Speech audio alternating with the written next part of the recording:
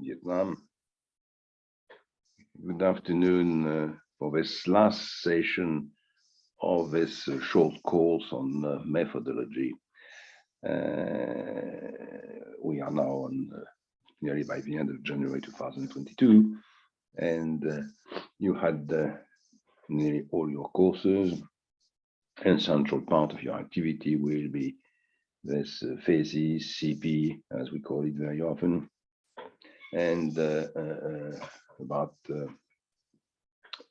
22 students sent me a first proposal with a topic, and for some of you with 2 or 3 pages, table of content or references. So we are, at this beginning of the final steps of the program.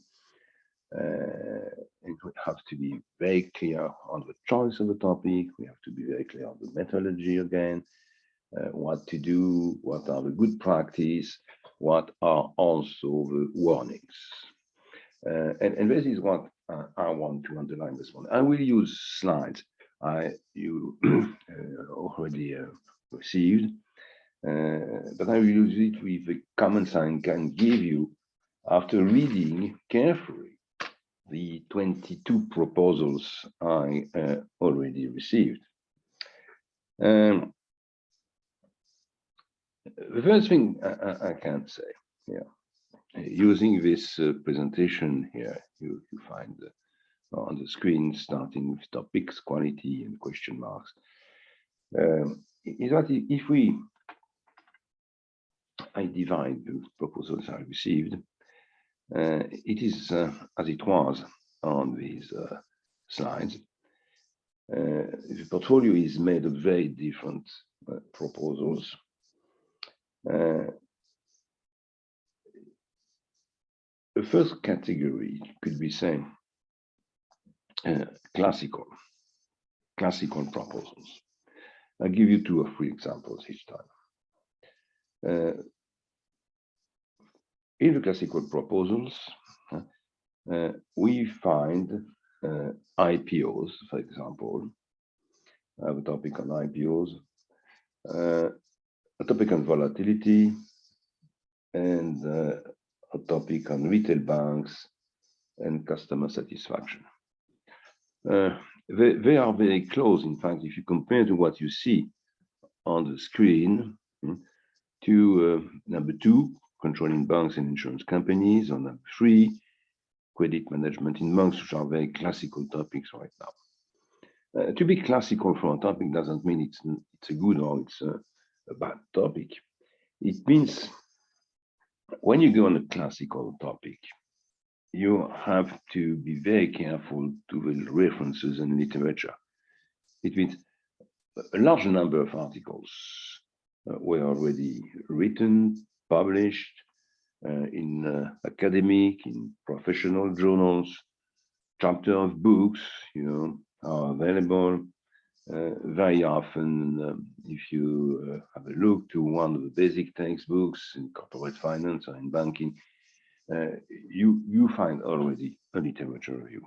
Okay, so that means you need to find another dimension of these topics, which is dimension with possibility to obtain what we call a contribution. It means something which is, it can be a case, it can be an application, it can be several cases, it can be interviews, it can be a comparison between different IPOs or different volatilities, version of the market, stock markets, even in Vietnam, and between different periods of times. And it can be different policy, in that case, of customer satisfaction between different retail banks networks. So on classical topics, it was the case here for the number 2 or number 3, for example. You really need to find to present a kind of exhaustive literature review, and also to identify an original, new research question or research questions in order to bring some kind of contribution. So this is the first element. If I have a look to your different topic. A second one, you have to be very careful if you start with topics, dealing with an economic sector. Generally, it is too large. It means you have an example, it becomes very descriptive. It's more a topic for a paper you write in an MBA program than in a master in finance and banking. Among the topics, you can find here, you find, for example, the number 7 on that screen, impact of health, household expenses, and economic growth, which is quite large, usually done at the level of the economy. And it's also very difficult, to deal with that topic because you need many data, because, of course, economists in different research institutes or for government or even in the banking system are working on that, and they will do better than what you can do in a few months. So be very careful to that kind of topic. I have several examples here with you today. There is one topic on frozen food sector. It's why not? But it's a business, it's more a business strategy topic than anything else. So it is something I don't recommend, to take, or I recommend to move to some more financial question in the frozen food industry. Perhaps question on investment, perhaps a question on working capital management, perhaps a question on the returns and comparison between different firms, comparison with international firms also. We have the same questions and problem with dairy products. And for dairy products, one of the questions also, it is at the same time, kind of too global topic. But also on the case which is used in that presentation, several papers have already been written,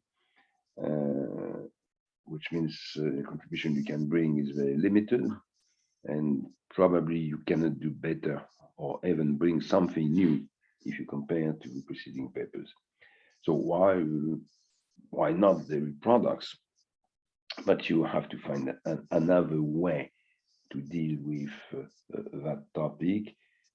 Be very careful not to be too descriptive. Be very careful to bring something new. Be very careful not to present a kind of summary of all the papers already written on that questions. Among this category of warnings, I would say, frozen food, dairy products, I will add a presentation I read yesterday on the trends, in international trade. So be also very careful, because you will not find the right data. It's very difficult to catch. Only international institutions like the World Bank or of course, central institution, financial institution, commercial institution in Vietnam get this data. And when you get the data, you have so many data that it's difficult at the level of the software or you get as students to deal with that topic. So I identify here two categories: classical topic, and you have to be careful, but you can find a way with an example, with a case. If you deal with that topic, IPO, volatility, and they are very different topics. Volatility is a quantitative topic. IPO, it's more classical corporate finance or market topic. Same for retail bank, and customer satisfaction on one hand, and three topics, which are quite risky, I would say, because they are too large, too descriptive, and you you cannot compete with research institutes or papers written by consultants, international institutions, central banks, frozen food, dairy products, and international trade. Now, you can have, and this is probably what you can do, more specific topic, I would say, is a large category of topic there, and among these topics, if you see my slide here, you have topics which are very specific and difficult. And I recommended to the students who made the proposal at the time to move to another topic. It's number 4 here on dividends policies in airlines. Or be very careful also to topics like number 5 here, which is an original topic, but it's probably too up to date.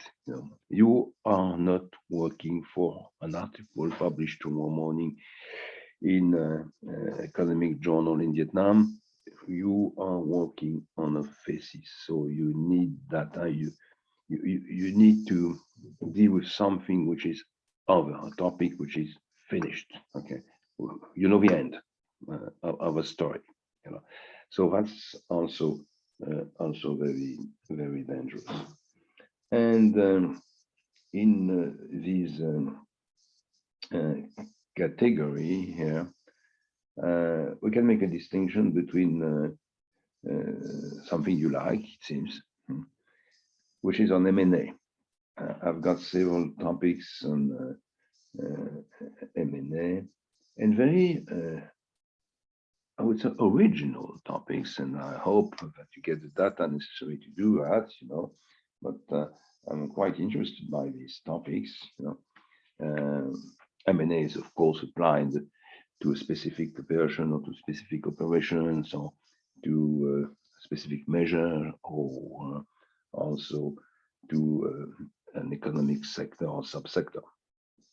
And I identify 3 proposals here.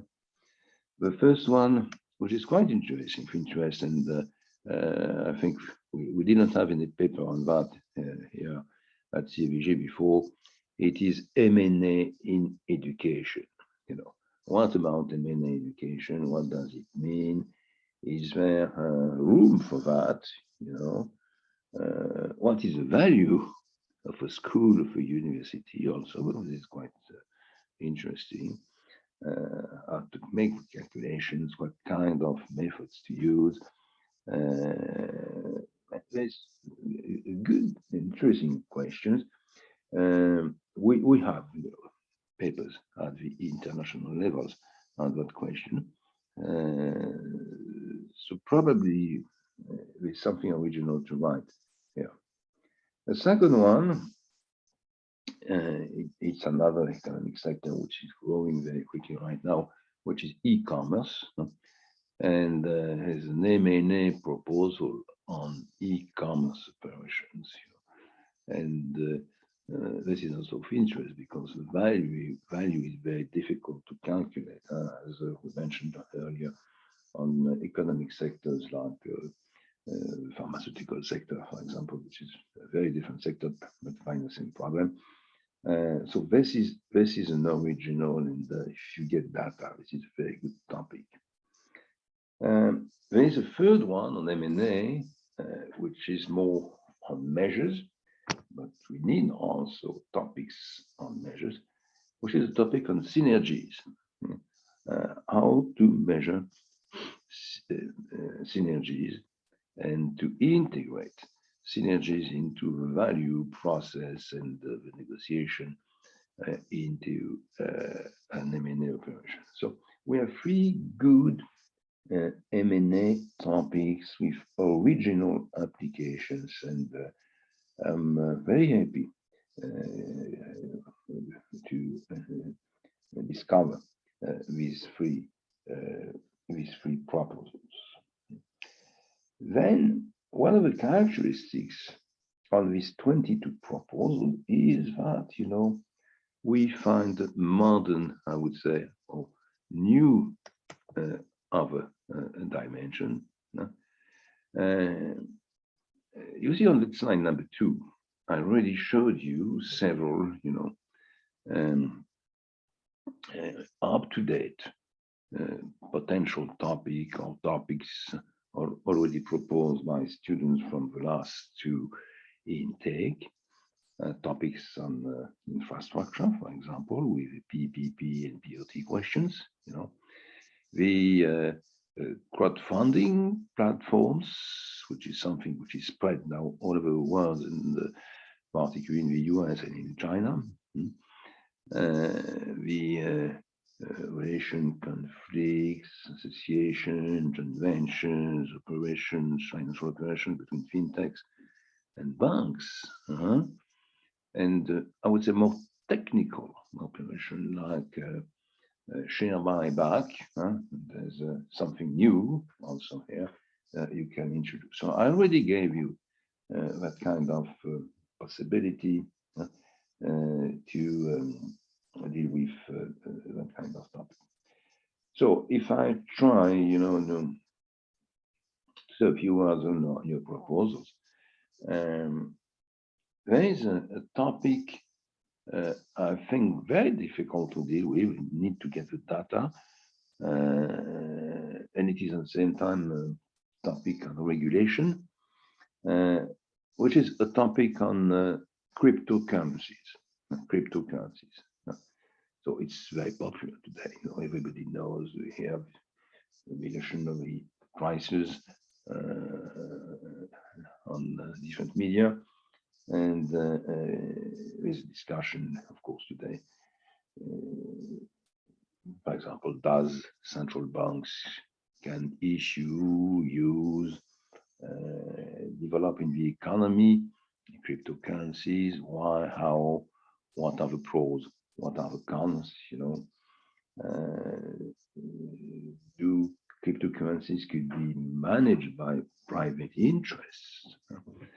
Private insurer, or do they have to be nationalized and centralized into a central bank or a special organization which has a monopoly in each country or at the international level? We don't know. So we have many questions there, and but you can also deal with data in order to understand how the prices of cryptocurrencies are moving, and they are very volatile, as we know. A second good topic, which is also difficult, I think, to deal with, but it's very promising, is on bond, but not on classical bonds. We have already written many papers on bonds, and we had several very good phases in the past on bonds in Vietnam. But the topic here is on unlisted, not listed, unlisted bonds, and the development and on the market for unlisted bonds. Which is in contradiction, but it means even unlisted bonds on the official markets need some kind of liquidity. So it's a problem we find everywhere. We have good experiences in many countries. If a question is raised in Vietnam, you can use international experience, international papers, and bring something new on that kind of topic. It's a kind of emerging topic, but it is a good topic. It's not an easy topic, and there's experience in the literature on that. Another up-to-date and very good topic, and it is presented here only for international tourism, but I think it can be extended to the global economy in the country. which is cashless payment. What about cashless payments? Do we need cash at the end? That's the question in raised now in many countries and studied by central banks. Cash management is costly. It's not completely safe. Some risk behind, you know. And central banks are thinking that in the next future, they can arrange a new system of payment without cash. So you have to study pros and cons to compare the situation of Vietnam to some other countries to understand what are the costs and the risks, what could be, how could be managed the transition period. You know, cryptocurrencies, unlisted bond market, cashless payments are, I would say, up to date, good topic for the future. And if you are able to write a good CP, good thesis, it is one, they are among, you know, the best opportunity you can find. We have also, I think, two different proposals, you know, on digital banking. So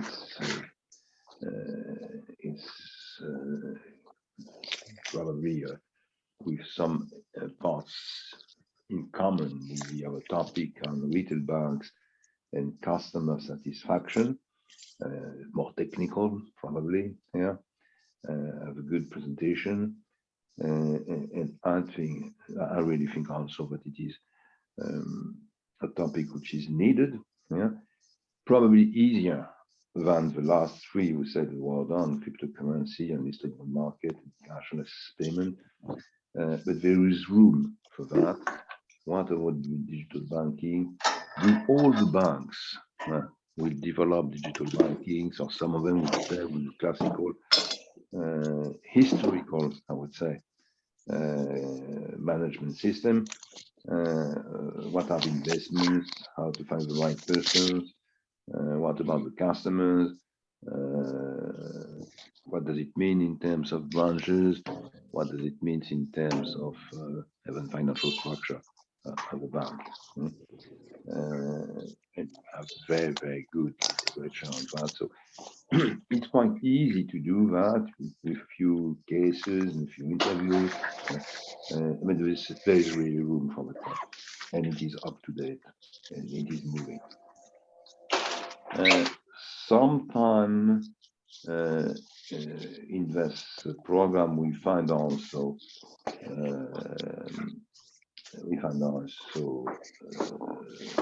topics on real estate. And in the proposals here, we have two proposals on real estate. Real estate is becoming more and more, you know, not only a kind of project development topic, rare, which is one way to deal with that, but it is also a topic on the development of new categories of assets. So the problem of measure, the problem of liquidity is here behind, and there's room also for a topic on real estate liquidity, real estate as an asset, real estate in the portfolio of the asset. There's something to do. So I read these proposals and I think, you know, very well, they're quite of interest. And as always here, you know, we find, and I don't have that on the piece here, you find on the screen. We don't have that, but here it is introduced by two different students of the group, you know. The first one is an analysis of a time series on stock market. It's, I would say, methodologies cannot be very original. It's already well known. We have many papers. That's very often done, by statisticians or mathematicians coming to finance or banking. Generally, they don't have good experience of finance, corporate finance, or banking operations, but they are good, in terms of noise behind. Could you eliminate this Trung This is trying to improve the situation here. So we have something of interest. Okay. But it is a math, it is a stat. Please eliminate the non-cities. Thank you. It is a math topic. It is really a math topic. On the other side, you get volatility. I already said a few words on that. You get a volatility topic. We had in Tech 17 study a volatility topic with several models. It comes back very often, and volatility can be measured on different kinds of assets,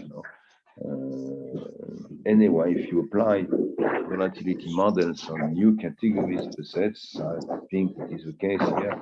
There is an opportunity to make also a contribution. So when I have a look to all of these topics, I would say we have classical ones. And in that case here, one of the screens will be 2 slides, and you still have. We have a topic on IPO, for example, topic on retail bank and customer satisfaction. Very classical, there's something to do, but your contribution will be limited. You have a topics you have to be careful to because they are too large, too descriptive, you have got problem data, and some experts or research teams, economists are working on, and this is the case for frozen food here, for the dairy product topic, and for the topic on international trade. After that, depending, on the intakes, you find several kind of topics which are up to date. They are not up to date 2 years later. And here, that's clearly first the topics on M&A. And the strength of this topic is that very new in terms of application, because we have the M&A operation in the education system. I don't know if you want to find the value of CAVG and to try to send CAVG to someone else, or you want to buy another institution in Vietnam or abroad. But that's quite interesting and quite difficult. You have an M&A, in e-commerce, which is of course up to date, particularly in after 2 years of pandemic, and you get a topic which is quite different in M&A, which is synergies, which is a problem of a question of measures, but which is very, very important because we know that synergies are part of the price, part of the negotiations, and have to be identified before, generally, as a potential buyer, as a bidder, you know what you will really find in the firms you plan to buy. This is what we have to do. And we have the portfolio of up-to-date topic here. Some of them are more difficult than some others, but for different reasons we bring something. And remember that we have first these 3 topics, some very specific,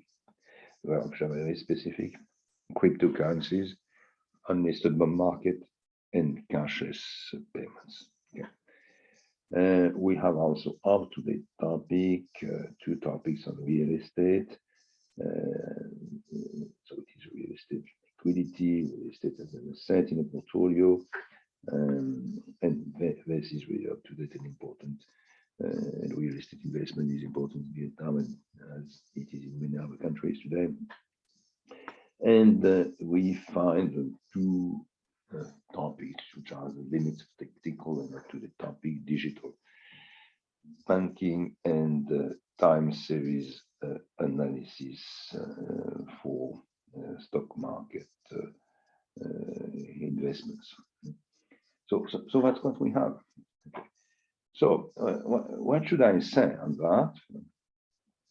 I would first say thank you very much. You have found good ideas, and we need that program to modernize, the kind of topic which are chosen by the students.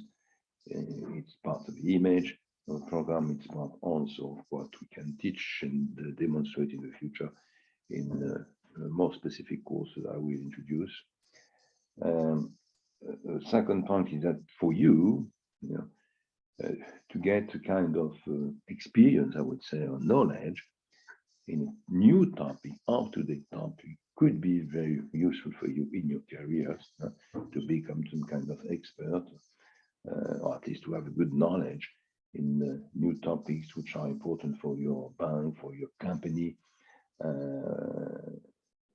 It is good investment.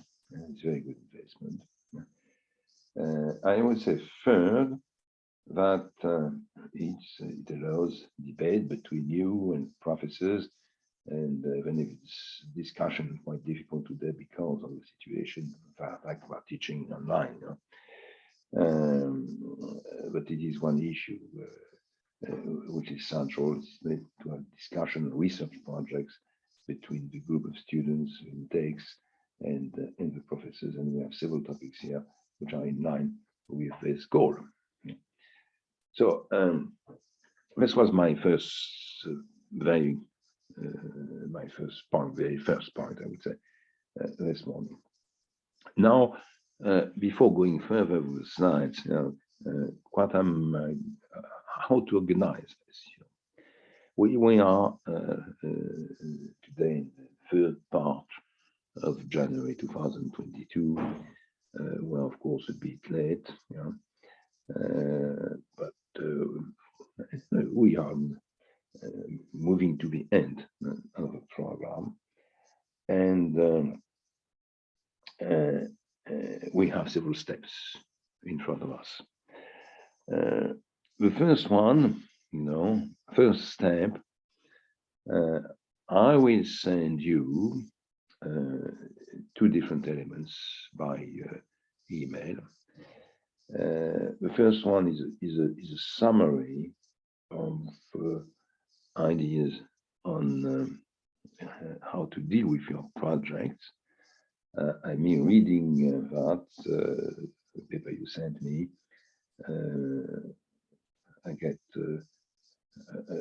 I discovered some very good ideas, some more risky ideas, and I will try to summarize all these points in about one page. It's very short, but in order you understand what I want and what other warnings. Second element, I will answer you on an individual basis with an email. It will take a few days on your proposal, in order to give you some advice, suggestions, comments, references, warnings. One of the problems, and we'll go into that point in a few minutes, is to be clear on the perimeter. What is inside the topic? What is outside? It means the topic you have to find the right dimension. Very often it has to be reduced. It is too large,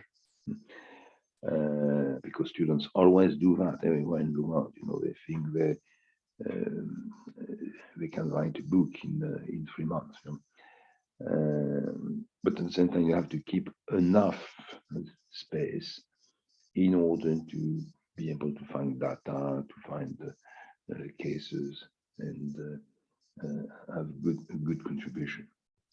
So you will receive also an individual paper, individual email on your proposal. This is another topic. I always say my conclusion will be either I validate or I don't validate, but I validate if you do such or such modifications. And of course, you can go further only if your topic is validated. So this is a very important step. So this will take, because I have only 22 of your proposals. So I think some of them are coming, probably in the days or weeks to come. As we are January 22nd today, I think this process will not be completely over before the middle of February. I hope it will be over by the middle of February, but I don't expect first to go quicker for me, but also to have these proposals available, all the proposals available before February 15.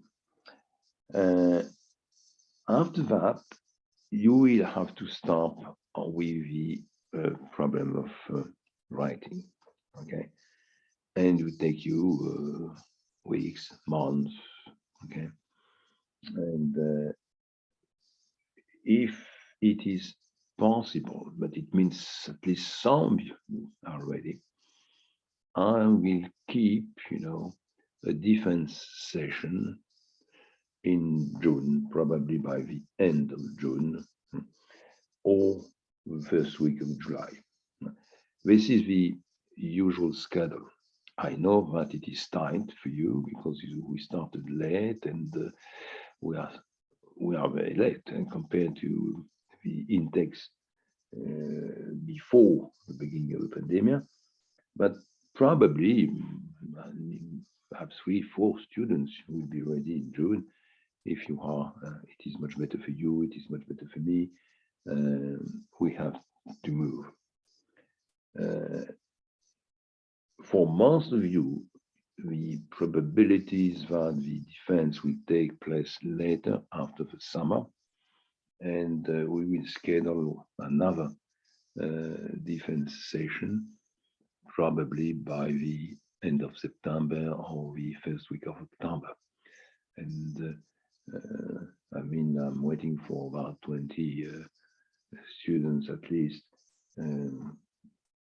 presenting their paper, their thesis, and defending the thesis at that time. So that seems to be the normal schedule. Not because the pandemic is not over, because life is quite difficult, still difficult at the moment, and of course you are working at the same time. So all of this process, it means between now and February 15, you can improve your paper. Send me a new version of the paper if you think it can be improved, and I will answer you. Right. Individually send you a global paper, short paper with my recommendation to all the members of the group. And after that, you can send me regularly your improvements, drafts, questions, and I would say in general, in average for the last intake, we had 3 different exchanges with the students. Professor Chan, Yen Chan will do that with me also. And if we need an outside expert, we use also an outside expert, of course, depending on the technical dimension or very specific dimension of your topic. But generally, what we bring, it's more methodology than technical references. You find them by yourself. So this is the process. So try to integrate this preparation into your own schedule. Don't wait to start with. Even if you have limited time, start right now. This is really my advice. So that was for the second element, the topics, enzymes, the schedule. Now, let's come back on the topic with these slides, which are still very up to date. So the first point here is about the difficulty. Some topics are sometimes up to date, of interest. You think that it is a good investment, but be very careful. You have a limited number of months available, limited time also, and if cases are difficult to find, data are difficult to collect, you could be in a very difficult situation. So when you start with a topic, with your research questions, check first if you will find the data you need. Either quantitative data or data issued from interviews from experts or case study you really need in order to have some practical dimension. So the feasibility of a topic is the first question you have to go through. I take an example here. When you want to go through cryptocurrencies analysis, what do you want to do? If you want to have something on regulation, of course, you find the paper outside Vietnam, but you need some elements on the Vietnamese situation and policy on cryptocurrencies. It means you need some interviews, okay? Probably an interview from an expert, technical expert, an interview from a commercial banker, an interview from someone from the central bank. Can you get in the next few months this interview? Or if you want to do something which is mainly based on data, I mean to simplify prices, volumes, when you get these data, if you get the data after that, it's more an econometric problem than anything else. It's much easier to solve if you have good knowledge of the start and the econometric models to run. But really, you have to do that. A third example, is on cashless payment. Cashless payments means technological dimension. And this technical dimension, you have a possibility, to make interview, find good papers. Where are we in the more advanced countries? What about the situation in Vietnam for cashless payments? What about fintechs in that field? So if you are able to collect that kind of information, to get the interviews, to get the cases, don't hesitate. New topics are probably this one up to the topic, but you have to check the feasibility of a topic. The second point here is that we need to understand clearly what are the limits of a topic. The problem, many students don't understand this very well. They think they can't deal with cashless payments in general.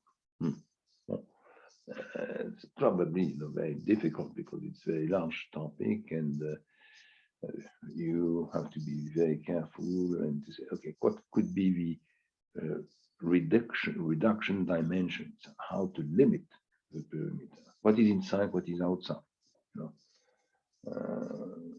Can you deal only with Vietnam?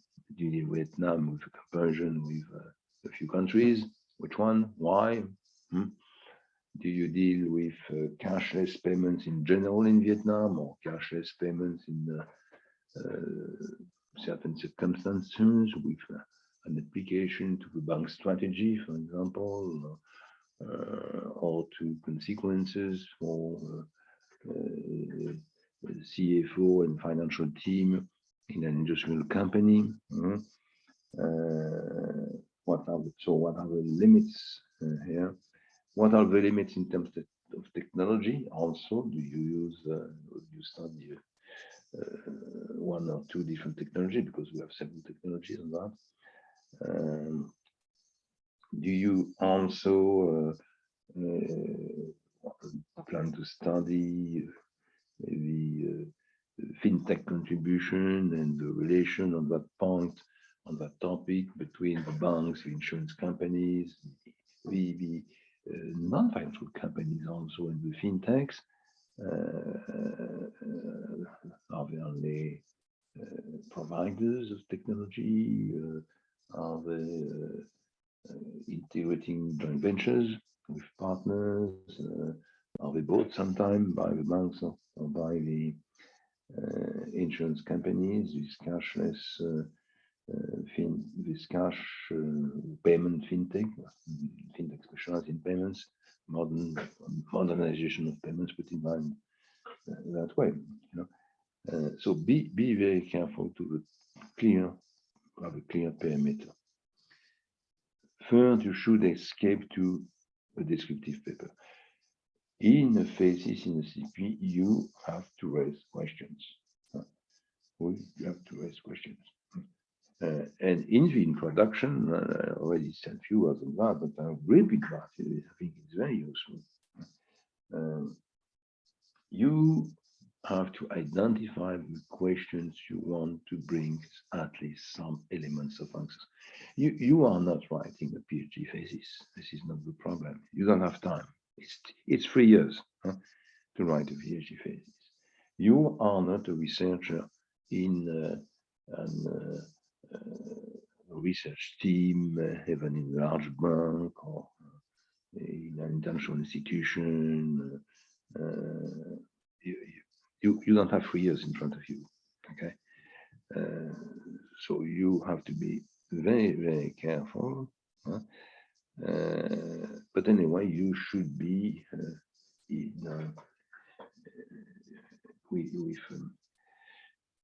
with a paper integrating questions, and you have to try to find some elements of answer to this question. It's not a descriptive paper. It should be more analytical and empirical than descriptive. So this is very, very central to understand. And this is very often the difference with the papers we have written before, which are mainly descriptive. This is another kind of paper. You have to raise questions. You need data. Data can be qualitative, can be quantitative data, but you need some kind of data. Be careful also, and I have 2 or 3 examples, among the 22 here. Case studies are interesting. Application to your own business is also of interest. But you are not a consultant, even if it's a consulting project, It means you are not supposed to bring only a practical problem you find in your firm and you try to solve this problem. This could be a part of your thesis, It means if you identify a problem in your firm, you start, designing a larger framework, and among the methodologies used, you will find the case study or several case studies, your case study being the larger one or central case study. And at the end, you have recommendation, but it could be recommendation in general on the topic and more specific recommendation to your firm. But it cannot be only one project presentation, analysis, and development. And be very careful to that kind of situation. Okay. It's sometimes difficult when you have something which is quite new. We had with last intake 2 students working on infrastructure. And of course, a number of cases you can find at the same time one category of infrastructure, like motorways, for example, with BOT, PPP is very limited in the country. So it's a specific case, infrastructure. but you have to take into account this situation.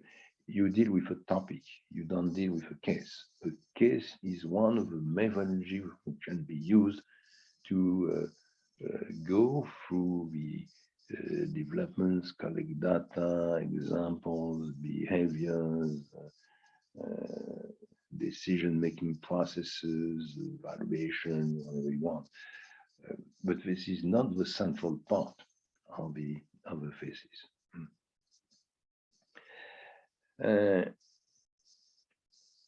In many cases, particularly on these new topic like cryptocurrencies or cashless payments, or even on IPO, for example, for a classical one, you will probably present some kind of interviews. It's probably also the case on this topic with on retail bank and customer satisfaction. And my warning here is that interview is not a kind of discussion you are in the corridor with drinking a coffee, it's something which is organized, which is structured. Organized and structured means that you should have either what we call an interview guide, okay? But what you can do, for the topic on retail banking, customer satisfaction, you get a list of 8 to 10 questions, and you make interview a customer when they are in a branch, or after meeting someone in a branch, and you collect the information, okay? And it's easy to have, I would say, a large number of interviews on 8 to 10 questions in a specific place with customers of the bank. It's generally easy, very easy. Many students do that. Now, if you want interviews for cryptocurrencies, for example, development policies, you need to find experts. You will not find 20 experts. If you get 2, 3, it would be a very good, result.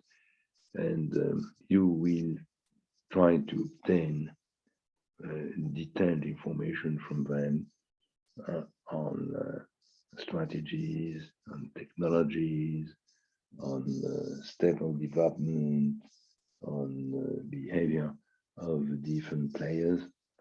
And you would need a very detailed questionnaire with different categories of questions, some of them being closed questions, some others being open questions, so that's a different kind of interview.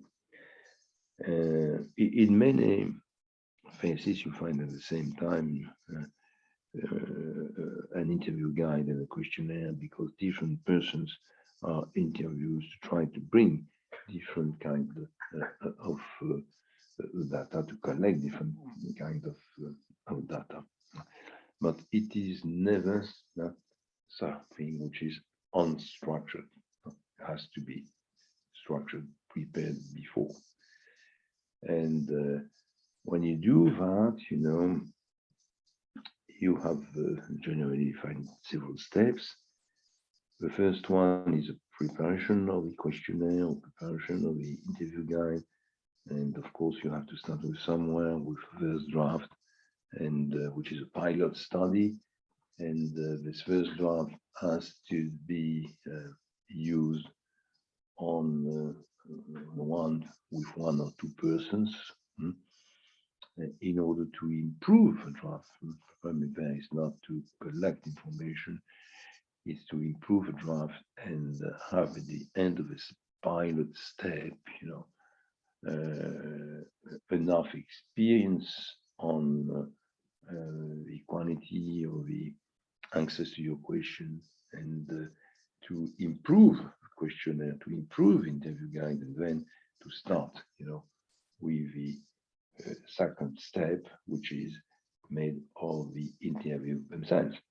And the third one, of course, is the analysis of the data collected, what to do with that, and I already said that before. You have at least to use this material in the core of your thesis, but also for each interview to present a short summary of the interview. And generally, most of them, it's appendix, exhibit number 3. Remember that number 1 is a list of the figures, the tables, and the graph. Number 2 is the list of the abbreviations, and number 3 is dedicated to the interview with the presentation of the interview guide, a presentation of the questionnaire, and a short summary, no more than 10 lines of each interview. Shorter, of course, for short interview, longer for long interview. So this is very central, and this is not ever understood by everyone. So be very careful. The point 5 here is on case study, and this is very similar, in fact, to point 3. It means if your methodology is based mainly on case studies, one case study is not enough. You need several case studies. Perhaps you can have one main case study, is more important than the others. This is something correct. But that means the central or principal case will be split into several parts, and that for each part, for example, you compare to another situation, another case, which is also of interest and very often different from what you find in your central case, and you will underline the differences and try to explain the differences. Okay, so case study is not enough. You can also use case studies coming from the literature. It means you have been full of references, and in some articles or books, you will find good case studies. Okay, they are not yours. They are not, as we say, primary data, but secondary data. You can use them. The only, but it is important condition is that restriction is that you say where you find it, who wrote this case study, and this is very often, let's give you a possibility to use frying cases. You have central case in a bank or insurance company or non-financial company in Vietnam, and perhaps you find 1 or 2 other cases in Vietnam, but you have 3, 4 coming from the literature, and you can make comparison of all these cases. But you have a primary data and you have a secondary data. That's very usual in that kind of project. So anyway, that means a case study is not enough. You need several ones. It can be organized around the central case study, which is case study you know very well. You can use other case studies coming from Vietnam, but they can be either global, I would say, case study in parallel with yours, or they can be more examples than cases which are used to compare several elements in your central case, but you cannot make comparison with cases coming from abroad, coming from literature. And this is generally very useful in order to get good practice and warnings. Be also very careful. I think this is improving every year, but very often in the first draft, I find either 100% of Vietnamese references or a too large percentage of Vietnamese references. You know, generally, the kind of topic we have in the MEBF, which are of course finance-oriented, they are not specific to Vietnam. You can find, of course, the timing dimension of the behavior of the players, the regulation, the level of development of that topic in Vietnam. But anyway, they are in general topics which have been studied abroad in different kind of countries, developed or emerging countries, and you find generally the best references outside Vietnam in literature, in articles, in books, in reports written by authors coming from different countries around the world. So open the windows and use a good practice, use the literature coming from abroad. Today, about 80% of the good literature is written in English, and we have internet and we have databases and so on. So it's quite easy to find that, to find these references. You can. One of my recommendations here at that stage, have a look to past topics, and you know what our program assistant get lists of the past topics of the thesis from intake 17, 16, 15, 14, and so on. Have a look to the topics of the past intake students, 3 or 4. I didn't go back to number 5. What was completely different. But, let's say 4, for example, last intakes, and have a look to the topics. And if you think, if it is of interest for you, ask for the thesis. And the most interesting point at the beginning for you is first the list of references. It's accelerate the process of collecting the references for you. Use also the presentation of the reference, the research questions and methodologies. After that, specific to each paper. But these 2 points, references, reference lists, and second, the research questions and methodologies could be very useful and give you new ideas, accelerate the process of the design of your topic, on the topic, research question and methodology, and save time, because you are, of course, always short of time. Let's have a look to some of the characteristics in terms of suggestions here. Be very careful to a few points, on the selection of a topic, but I said a few words also already on that. Be very careful to this topic, which are up to date, but moving very quickly. That's the case with these topics on the pandemic, for example.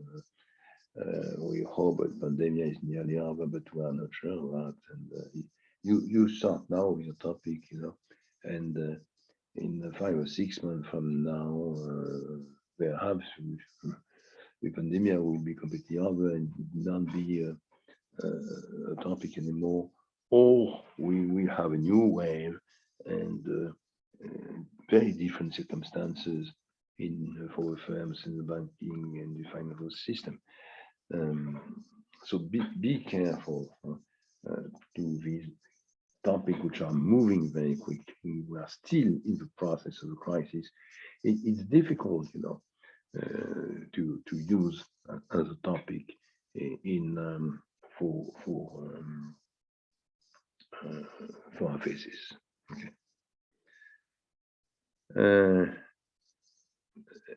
It is clear also that if you choose topics like that, you will have a lot of references. If references are late, good articles are published 18 months, 2 years, 3 years after the circumstances. So you will be, as when you write for a daily newspaper, not on kind of research project.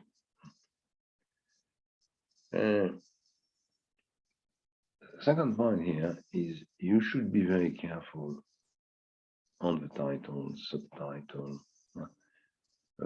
Words are important. Words are very important. Okay. So I found some good titles here, but anyway, title can be very often improved when it is already acceptable. And don't hesitate to use subtitles also, because of subtitles give to the reader the limits, the perimeter very often, if you study, for example, cashless payments, it could be can be cashless payments in the commercial banks. The case of Vietnam, subtitle, the case of Vietnam in 2022. Or if you go to a very classical topic like IPOs, you can have something like IPOs in the banking sector, specificities of the Vietnamese operation compared to other emerging countries. So be very careful to the words, use the subtitle, remember that you are dealing with a general topic, the general topic is reduced on several parts, period of time, that is very often economic sector, geographical dimension also. 3, define clearly the methodology you use and explain your choices. You can do, and this is true for all the elements you introduce, present in your phases. You can do whatever you want. You are free. Phases is your paper. It is your production. It is your contribution to the knowledge and to experience and to recommendations to firms, banks, regulators, and so on. It should express your point of view, but using some kind of, I would say, scientific basis. So you need a methodology.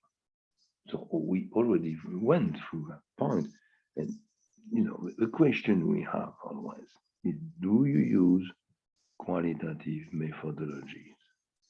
And in the kind of topic you have chosen, that kind of methodologies are mainly case studies. Case studies could be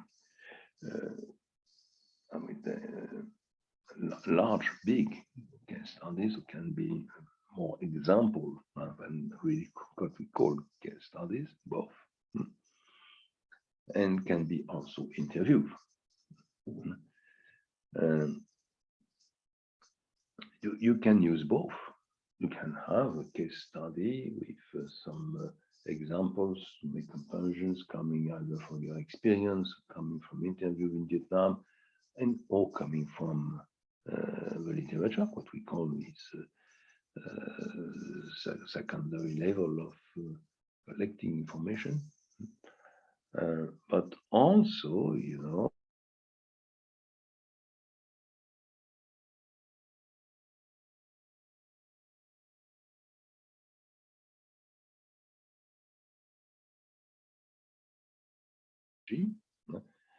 for qualitative, it is always examples and case studies. And for interview, it can be conducted through interview guide and or questionnaire. All these methodologies are compatible. I mean, you don't have to choose between them. This is not really an issue. I mean, you don't have to choose between making cases, presenting cases, and developing interview. Perhaps we do that at the end because you can develop interviews one with another, and you will concentrate on case studies. But there's no specific reason for that. And generally, this is point 4 here. Mixed methodologies are better because interviews allow, for example, to validate the information you find with case studies, allow to go further into the details after studying the case. You get an interview to interview for interview, can go for questions which were not very clear in the case study. So mixed methodologies are recommended. But it's not only mixed methodologies in the qualitative side, but you have to integrate also the quantitative dimension. To integrate the quantitative dimension, you can have, and this is really recommended, generally the best papers, integrate different methodologies, qualitative and quantitative. And quantitative could be simply regressions, correlations, basic methods. As you know, I have been through in different courses, and particularly in the first quantitative course with Professor John. But it could be also, for example, for M&A, 3 topics here on M&A. It could be even studies, which are quite easy. We have software for that, they're available everywhere right now, and they can be used at the same time with a case study or with interview. So the conclusion here is that you need a clear methodology. You should explain your choice, why you choose to do that, then not something else. And it is clear that even for quality of the data collected, for quality and validation of the results, it's much better to use at the same time in phases several methodologies. They could be qualitative, but they could be qualitative and quantitative. And John will best paper introduce, develop different methodologies. This is a mistake which is very classical, and students have to choose a methodology, and students compare different methodologies and say, and not very clear, MCT is number 1 and number 2, which is the best one. And generally, it's not the right way to deal with the problem. Is to develop 1 and 2 at the same time. I already explained that, but I want you to understand this also about interview. This is point 6 we have here, and the point 7. Okay. You have different categories of interview. I hope I was clear enough on that. That means first you can have what we call pilot interview. You want to make interview to be sure of the quality of your questionnaire or of your interview guide. you have been working on a draft from several days, and you went through different interview guide and questionnaire. You find the literature, you have to try to apply it to your topic, you try to be original, to raise question in order to get all the data you need. And now you have a first test, in fact. So it's the pilot step. So you take your interview guide, you take your questionnaire, and you try to find 1-2 persons in order to make a first test. You use the questionnaire, you use interview guide, and first you want to know if the person who interview understands the questions. Sometimes it's very clear for you because you have been in the topics for several weeks, and the words are very clear. And for someone else, even an expert, it's not always very clear. So you have to adapt your vocabulary. And you understand very quickly also what are some questions you cannot give you a very precise answer, but it's more a balanced answer. So we need an open question, not a closed question. You have to move your questions. So that's also very useful. And you understand at the end of the interview that this expert or this person which is interviewed has something else to say, and which is not taken into account into the questions. So it's in the pilot test, it's always very useful to have a final conversation, discussion, in order to try to catch and collect, the elements you didn't integrate in your first drafting.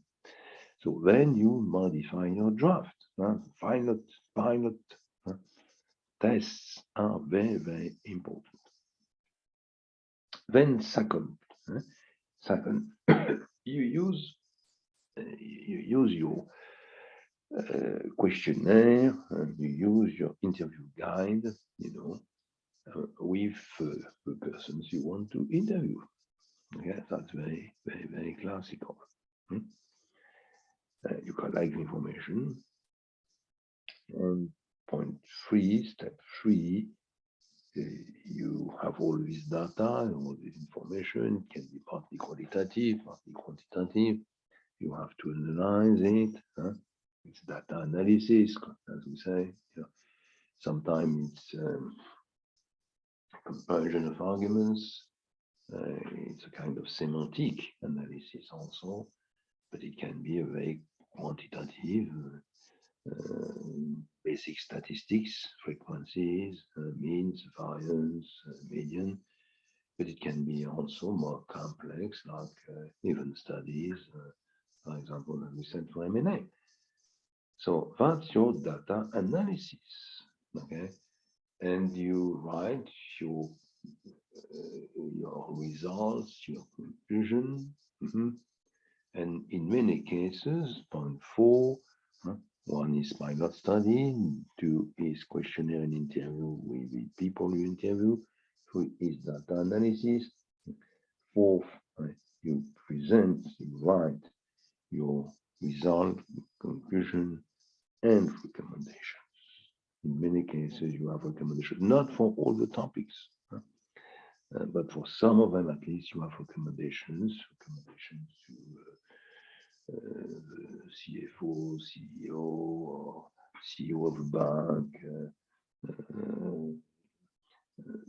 or sometimes to the regulator, or sometimes to the investors, sometimes to the central bank. You write all that. And last, you have a last step. Don't forget your last step. Pilot study, interview, okay, data analysis, okay, You write the results and recommendation, and then the last step of your process is what we call the validation. Remember, I already presented that. So validation, you have always three ways to validate. The first one is your understanding of the situation.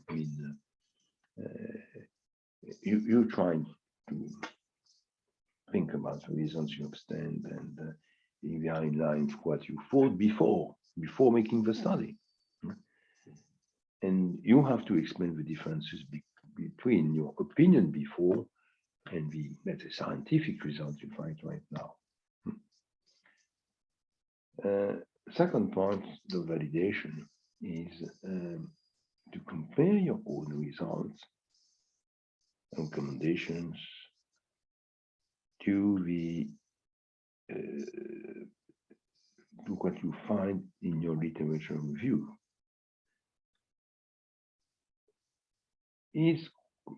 Are your results similar, different, identical to what you find in the different articles, different references? And you are mainly interested by the differences, because very often the differences are due to the category of firms, banks, markets you use, period of time. You are working in a specific economic sector, which is not the sector used in the literature. So you bring some kind of new contribution with the application to a specific sector, specific period of time, and so on. So that's quite interesting. And the last step for validation, it's with all this experience, pilot studies, interviews, data analysis, results, recommendation, and the first two steps of validation is to go back to someone who knows very well the topic, practitioner in general, and to explain what you did and what you found, and to discuss about these results. I mean, one of the weaknesses of many studies, and particularly at that level on phases, is that students apply methodology and they say that's okay, I got the methodology, particularly when methodology is quantitative. And they say we have a model, that's good, we have an answer. Want to do some more? Want to go through validation, discussion? But remember that there is no truth. What you find through interview, what you find through model, what you find in case studies, there are bias, might say, or hypotheses, either which are introduced by the model or which are introduced by the fact you use case study at a certain period of time, in a specific country with a specific example case studies coming in front of two economic sectors. So you have to be very careful to introduce this question about the quality, the bias, the characteristic of your results in your analysis. This is very, very important. Spend time on doing that, on the choice of methodology, on pilot studies, on questionnaires, on interview guides, data analysis, and validation. And validation. This is very often partly or entirely forgotten by students. We had a few presentations last Saturday, 1 week ago. It's not very far, and as usual, we find Good topic, good limits, perimeter was clear. But after that, it was mainly an application of one methodology and no real discussion, no real comments, uh, no also real discussion on the application, practical application of these results. And part what we are asking for is that, of course, you have a good knowledge of literature after designing clear topic with a clear perimeter. You are able to go through application of a methodology, collection of data, a data analysis, but after that discussion, good practice, warnings, validation are very, very important dimension. Um, finance, banking, they are not a branch of math or stats. Math, stats are very useful tools, but they are tools. We are not waiting for a result for a quantitative model. We need that, but it is only part of the story. Be very careful to this point, and this is one of the drawbacks of weakness we find very often in that kind of phases. Remember what I said in the preceding sessions. I think this is very useful to come back from time to time on your title and subtitle, because things are moving. What you think now is not what you will think on these 2 points in 2 or 3 months. Or if you have find a good topic, the modifications will not be very substantial, but you can improve progressively your title and subtitle. And this is also one of the reasons to start very early. It means right now if you don't start. And to come back regularly on what you have written in the title, with the title, the subtitle, and in the introduction paragraphs. So this was another part of what I wanted to say today before moving to other elements. And really what I'm waiting from you, in the next steps will be to write all these elements clearly. I mean, titles, subtitles, the first paragraph of the introduction with the perimeters and limits mainly, also with interest of the topic and the motivation, but it was done in the preceding session, okay? Write also a paragraph on the problematic and research questions, and go back to what I did on that, and we present some elements again in a few minutes. Think to your methodology. Try to identify the methodology you will use. Remember that these will be the first 3 paragraphs of your introduction. We don't need a historical story on the topic in an introduction. This is not how you have to write a management or a financial paper. Remember what I said. First paragraph is the topic, title, subtitle, interest of the topic, motivation, perimeter, and limits of the topic. Second one, problematic, research questions. Okay. Third one, methodologies, qualitative, quantitative, which one, why, explain. So this is the very first step. You should remember that the thesis is not a kind of classical paper dissertation, as we say. when you write the introduction at the end. This is wrong. The second point in this first step is a reference list, and you should be involved in reference lists. Yeah. Design, identification of best references. And some of you already sent me a short paper with a list of references, and in most of the cases, but I'm going to send you my answer, my comments on that. These were quite good. Now they are limited at the moment, generate 2, 5, 6, 7 references, but they are on the line, they are on the way.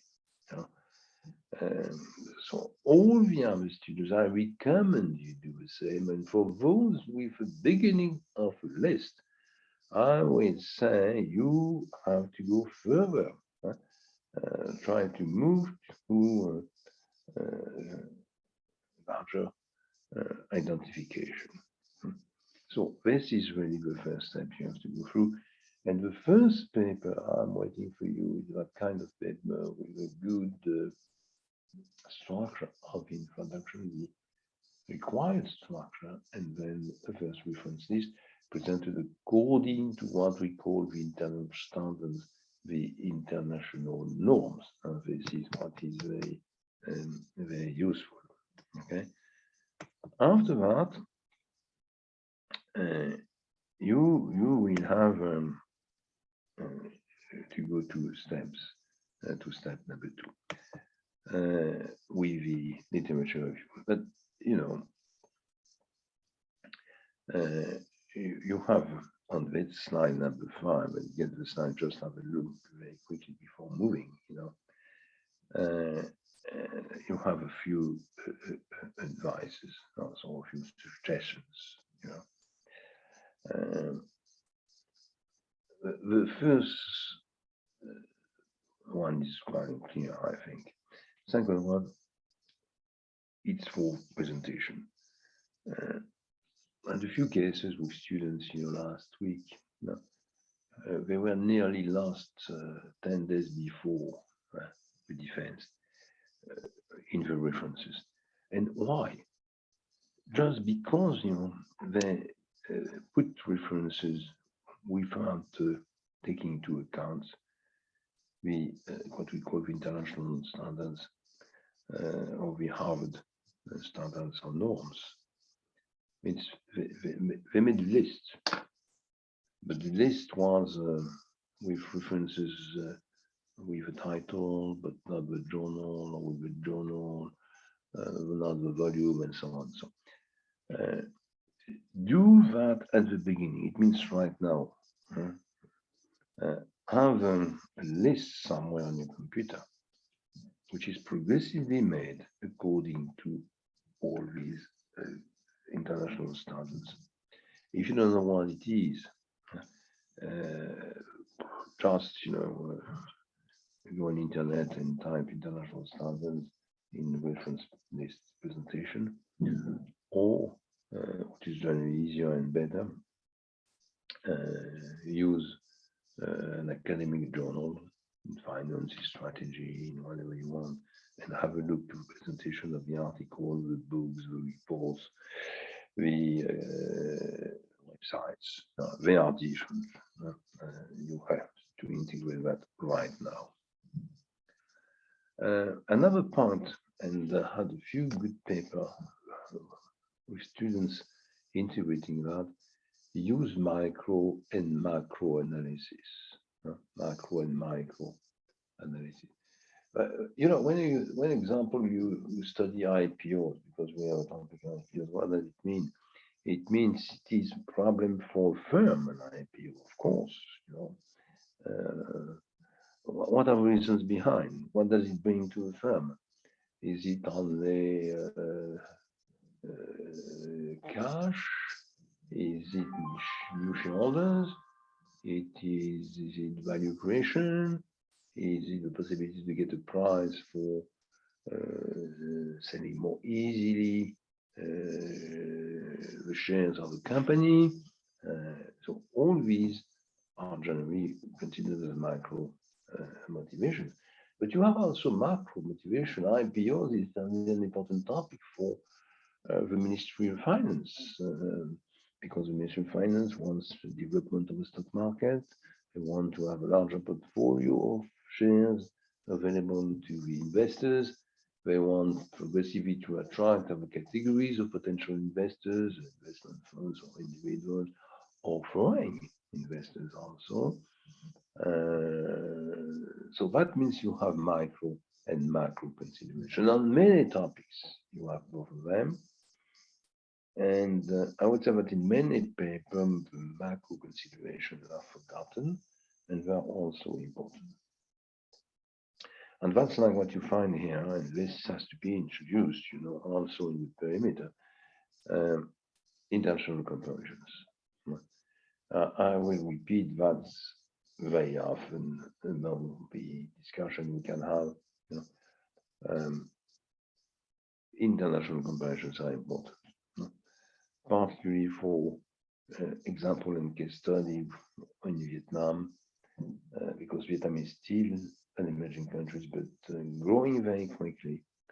That means example, case studies, already known, written, developed in other emerging countries which are more advanced, or in even in developed countries, can be very useful as targets or as experience.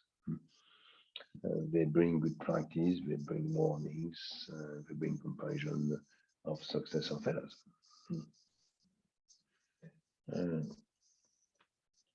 Upon 5 also, something students have difficulties to understand when they often have a problem with intake students also.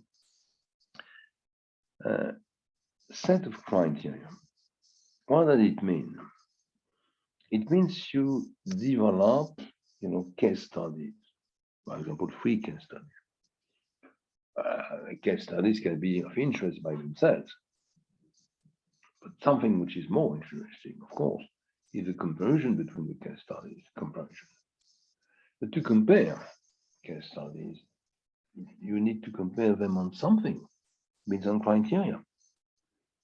So you have to design a set of criteria, a list, if you prefer, of criteria, 5, 6, and you have to make a comparison, generally a table. You introduce measures on these criteria for each case, and then you trying to make a comparison. You explain the again similarities, differences, and try to comment and to get some kind of powerful conclusion of these comparison of the measures, taking into account or applying these criteria. This is very, very important.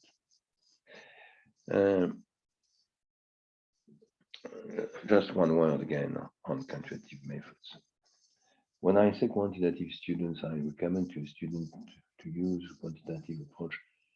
Very often the answer is regression. So I have nothing against regression, it's very good and simple, quite simple methodology. And generally you know very well the regressions and how to use them and what kind of results you can obtain, and the weaknesses also of regression studies and the different kinds of regressions, even if most of you generally use only linear regression, but you have other regression models. But don't forget that in quantitative approaches, we have many other models, depending, of course, on the kind of problem you use. Concentrate your quantitative analysis and choice of quantitative methods on regressions.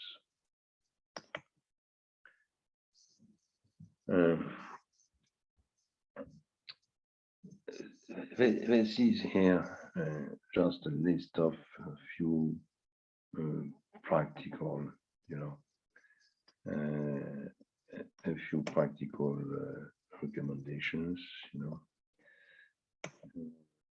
The first one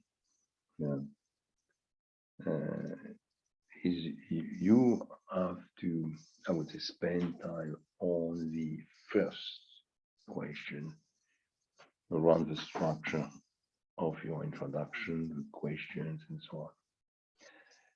Let's really say what is needed. Second one is write short introduction and conclusion at the beginning and end of chapters. Don't hesitate to have chapters and sub-chapters, to have short introduction at the beginning of each chapter, short conclusion with the 3-4 main points to remember at the end. Two reasons. The first one, it will be very, very useful for the reader. Always think that if you write verses, it will be read at least by the jury member at the end. Okay, and you have to satisfy them. But any kind of reader should be satisfied. So a clear structure, introduction, partial introductions, partial conclusions are very useful. Remember also that for you, it's very useful also because the presentation of your results, if you remember step 4 of your presentation, is made mainly of a summary, a reorganization, a restructuration of your partial conclusion. Another point is on recommendations. Very often students ask, do you have to present recommendations? It depends on your topic. If you are working on volatility of the stock market, in Vietnam, we can have recommendations, but they are generally very limited. On some other topic, like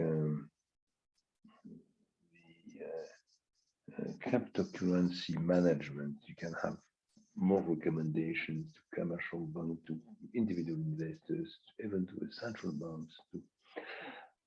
So it depends very much on the topic. But you have to answer to this simple question: do with my topic, I need to present at the end after the results presentation, the validation step, to have to present recommendation, and to whom?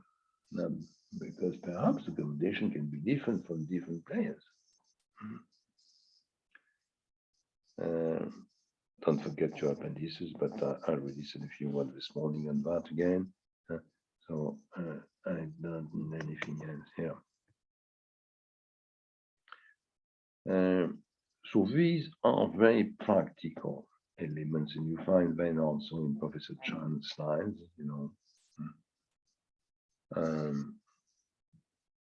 you have a problem with the tables, figures, and graphs.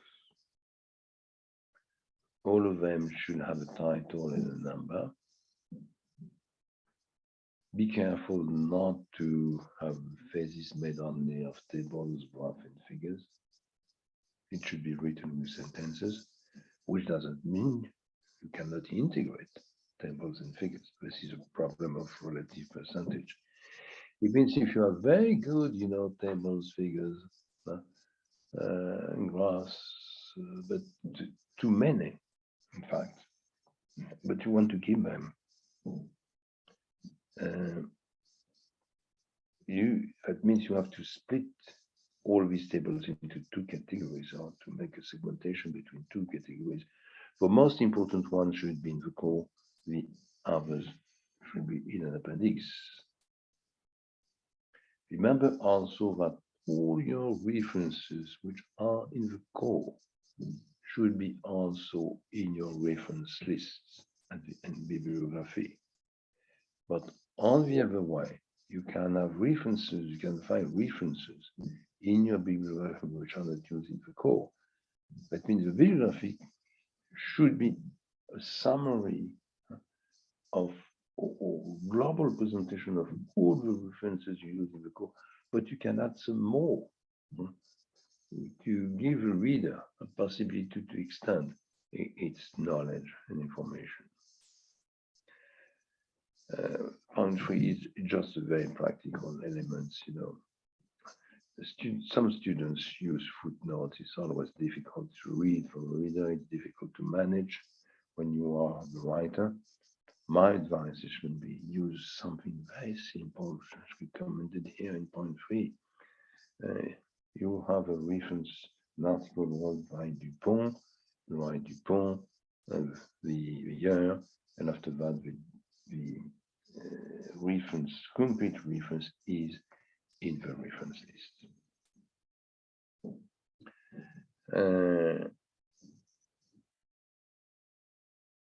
Two other points here, point 4 and point 5. The general conclusion is not, again, a summary of the results. They are already in the core.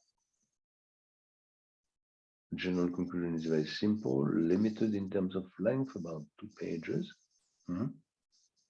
And you have 2 parts. The first one is, in fact, the limits of your, not the limit of the topic. The limit of the topic is in the introduction. But you have a project at the beginning, and very often you have done 80% of the project, but not 100% because for several reasons. So you have first to explain what are the limits of your study compared to your initial project, what you have not done. But also, I would say what you have done was not in your project. But very often, you have found another case study. You didn't expect to have a case study on another economic sector, and you have one in of interest. So the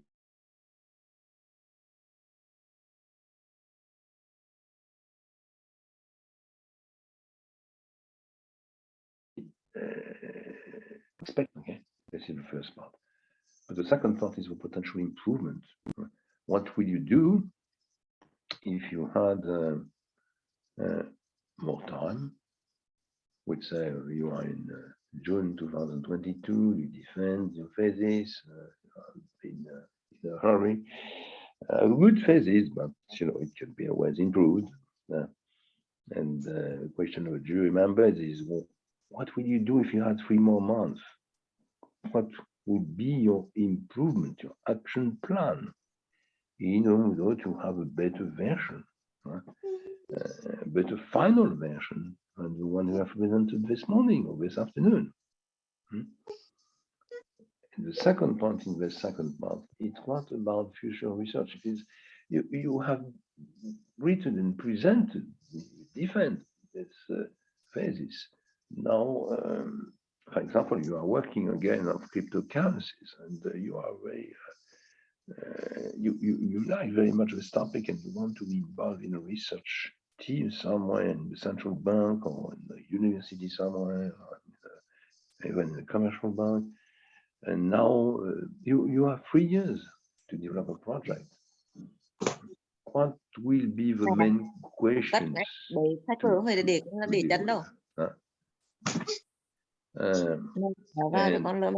Last point here. Don't forget to spend time on the abstracting keywords. I want just to say here that abstract is not a summary of introduction. An abstract is a summary of the 100% of the code. It means you have to say something on your topic, something on your research questions, something on your methodologies, and of course something on your results and recommendation if you have some recommendation, which is quite difficult to write, about 15 lines, integrating all this information is quite difficult. And below an abstract, there's always keywords. Last line here. So it's already said, in fact. So now you have to start with the first step on introduction and reference list, and then we'll come back on that and writing. You have to go for the literature review, which is one of the main and most difficult for students, which is step 2, before moving on step 3, which is made of the analytical chapters. And the analytical chapters and number 3 step, is the most important one. It is the most important one because that's where you develop your interviews, your models, your case studies, and so on. Before moving to step 4, and remember that step 4, but I already said that, result, validation, free ways, recommendation, and then the conclusion. The conclusion, I just came back on the conclusion dimension. Okay, so this is, we have been through several points here again on the topic, on what you should do right now, on the schedule. This is what I wanted to do before having a very short break, about 5 minutes. And we move after the short break to other dimensions. So thank you very much. Thank you very much. And I make comments, as you know, on this presentation called 68. Yeah. So we have a break, and I will move to another presentation. So 5 minutes break, just the time to have a tea or coffee or whatever you want before coming back. Thank you.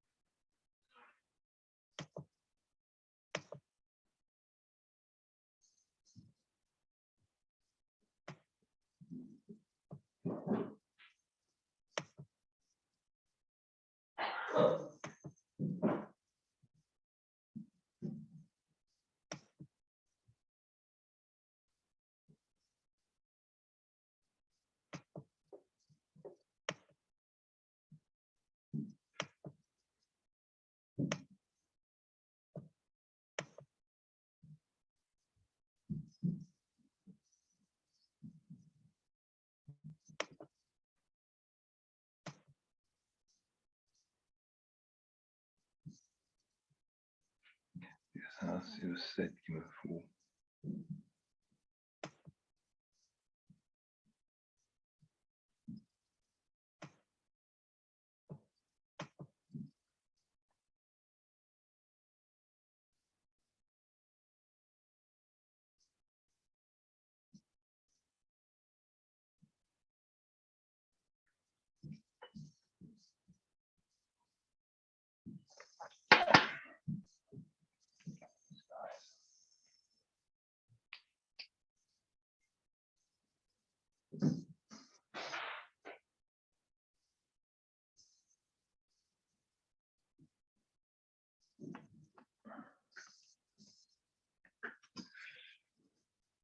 Je peux faire ça. 10, 8.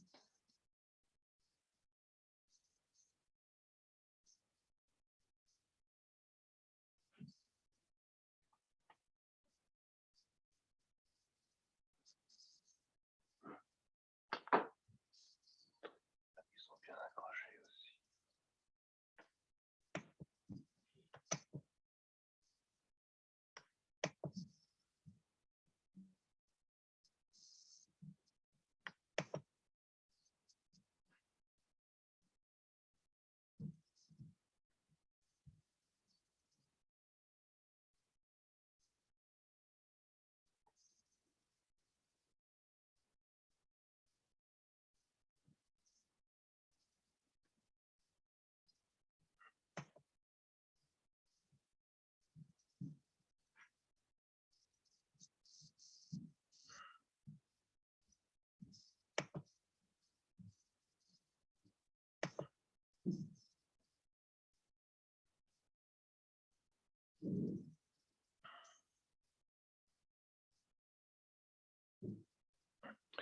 Okay, so I think it's really time to start again, you know. After this presentation here, and then we start with another set of slides, but together we have a set of slides. I will use them briefly on some points, but anyway, I recommend you read the slides very carefully. Okay.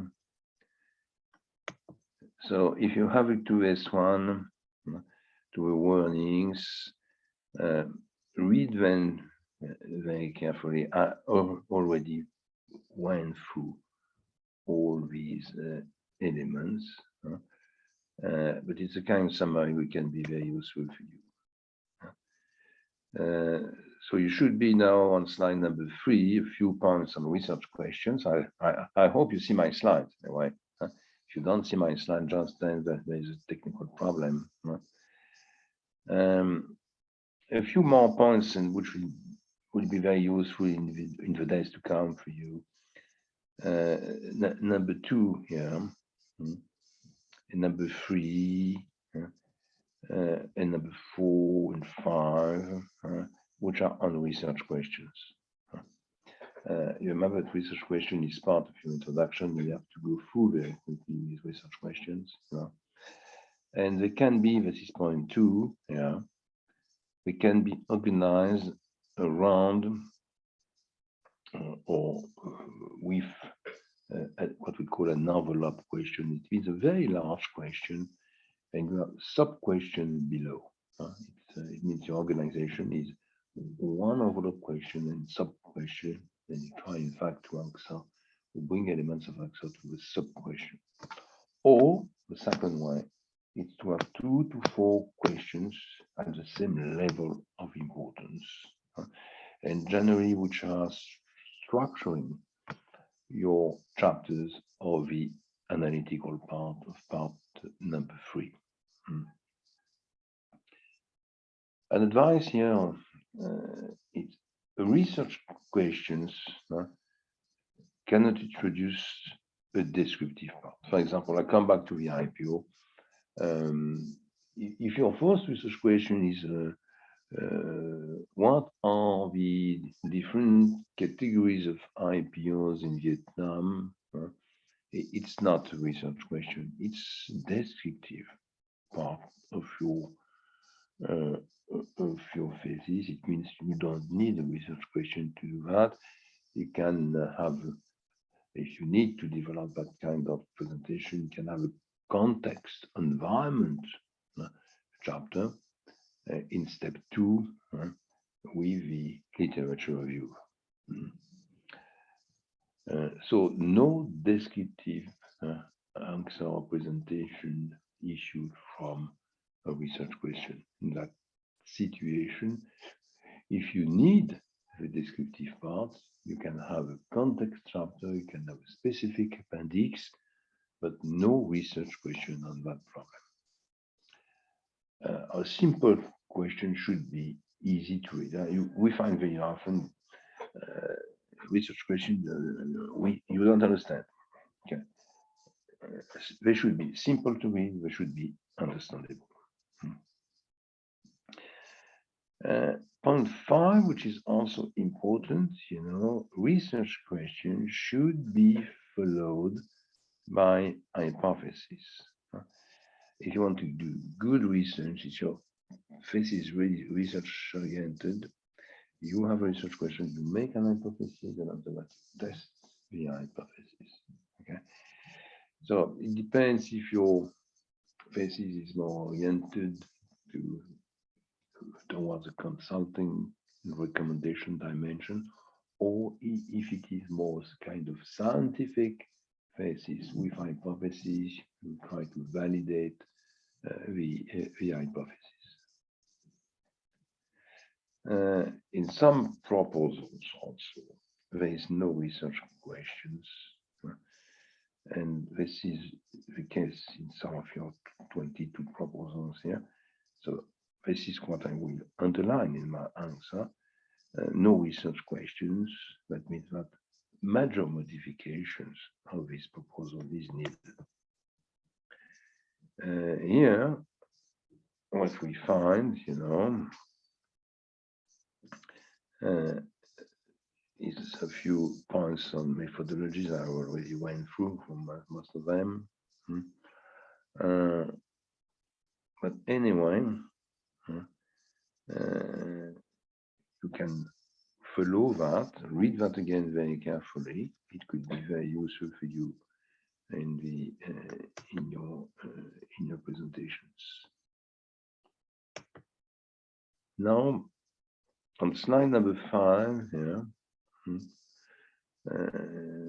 you'll find point 2 on linear regression, that's just what I said before we break. Point 3 is also very useful. On some topics, you require scenarios, simulation approach. If you remember, we have done that in the valuation course and also in the M&A course. We have example cases with scenarios which are presented. We did that particularly on the Sanofi case, at the table at the end, with the sensitivity analysis on the long-term growth rate and on the discount rate. And we understood at the time that the potential price was very sensitive to these elements. So scenario simulation, on IPOs, for example, on M&A values, okay, on values in the cryptocurrency model can be very useful. Don't forget that you can have, of course, complex simulation, but you can have also quite simple scenarios and simulation you can do nearly by hand. Well, this with a very easy model to write.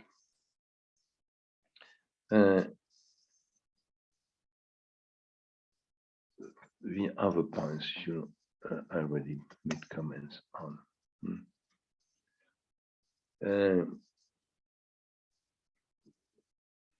Don't forget that, and this is one of the weaknesses of some phases, with your preceding intake, that we have a large number of websites, platforms,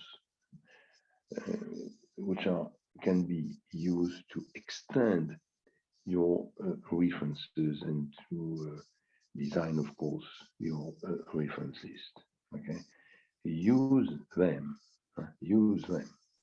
Use also, but I said a few words this morning on that. Past theses written by students from the last intakes. Very often, they have done the same kind of approach, looking for references, and you can save time using their references. Because, when you get 10 good references, generally the best way is to go into these references and to use the references of these authors. This means references of references. But the main problem is to start. So you have really two different ways. Website platforms on the one hand, past publications, articles, theses you have identified, and both ways should be used.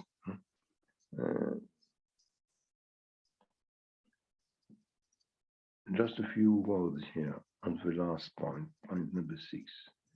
Spend time reading references. Okay. A few students in the last intakes, they're trying to make a reference list nearly at the end of the process of writing. This is not the right way. This has to be done in step number 1. You have to make a selection, it's presented here, of the good references compared to the others. And these references, you have to read them very carefully. So you use the past theses. You use material already collected on the one hand. Second one, you use the platform. You use the websites. You get references. You present them according to international law. On some topics, IPO, for example, again, relativity, you will get hundreds of references. So you cannot manage 100 references. As soon as you find a reference, put them in your references according to international law. But very quickly, you have 60, 70 references, 80, and you need to make a selection. And this is very important.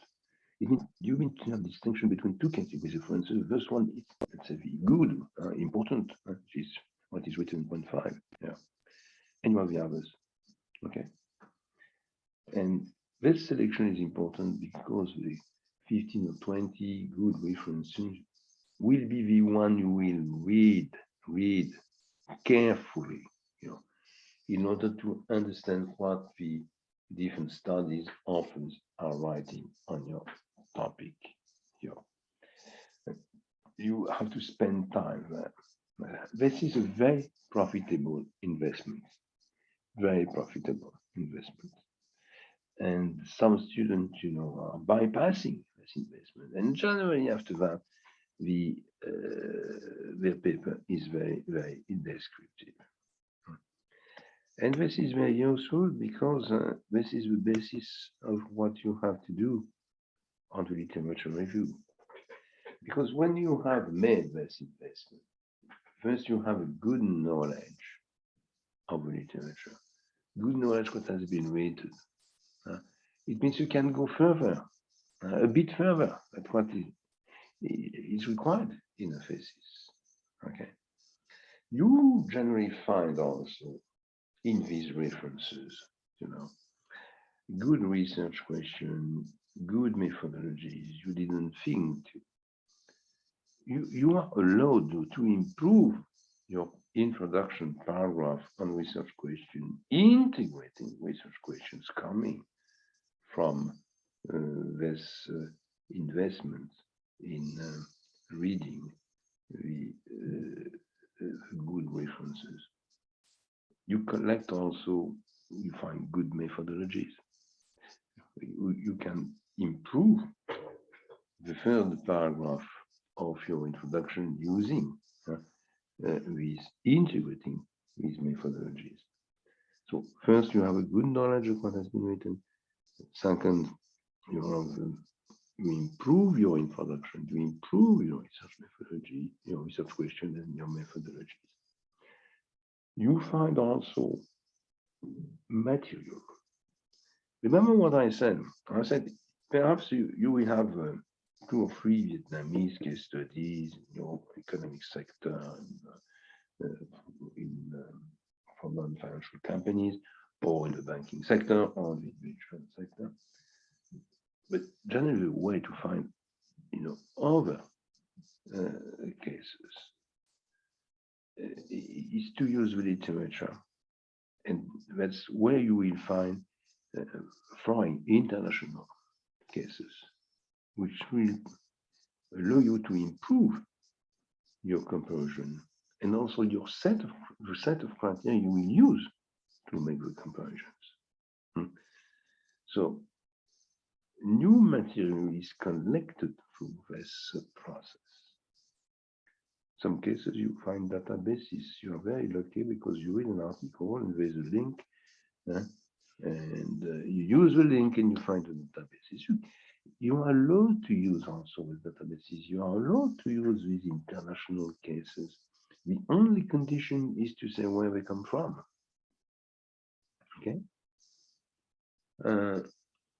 You will also collect through these in this literature preparation the results of the authors, and the results should be used. Remember, I already explained that, to compare your own result in the validation process, step 4.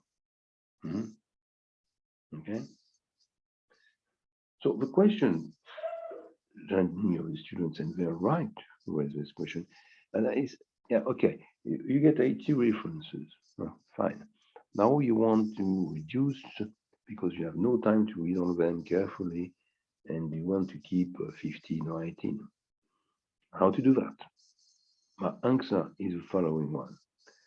Start reading all the abstracts of the 80 references.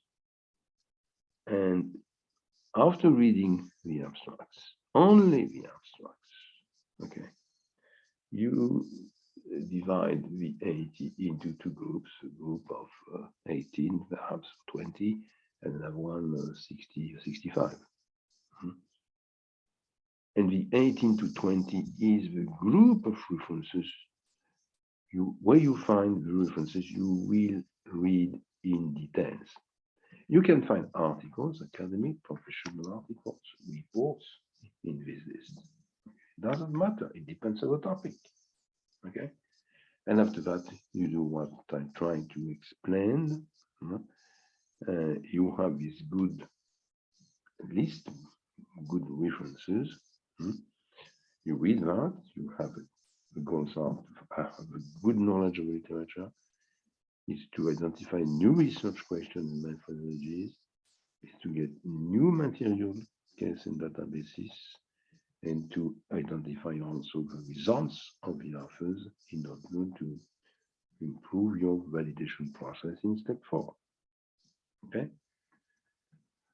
So now you have to write the literature. And to write literature review is not very complicated. There's something wrong not to do. Warning there. The warning is don't summarize the articles. Don't summarize article 1 and then article 2 and then article 3.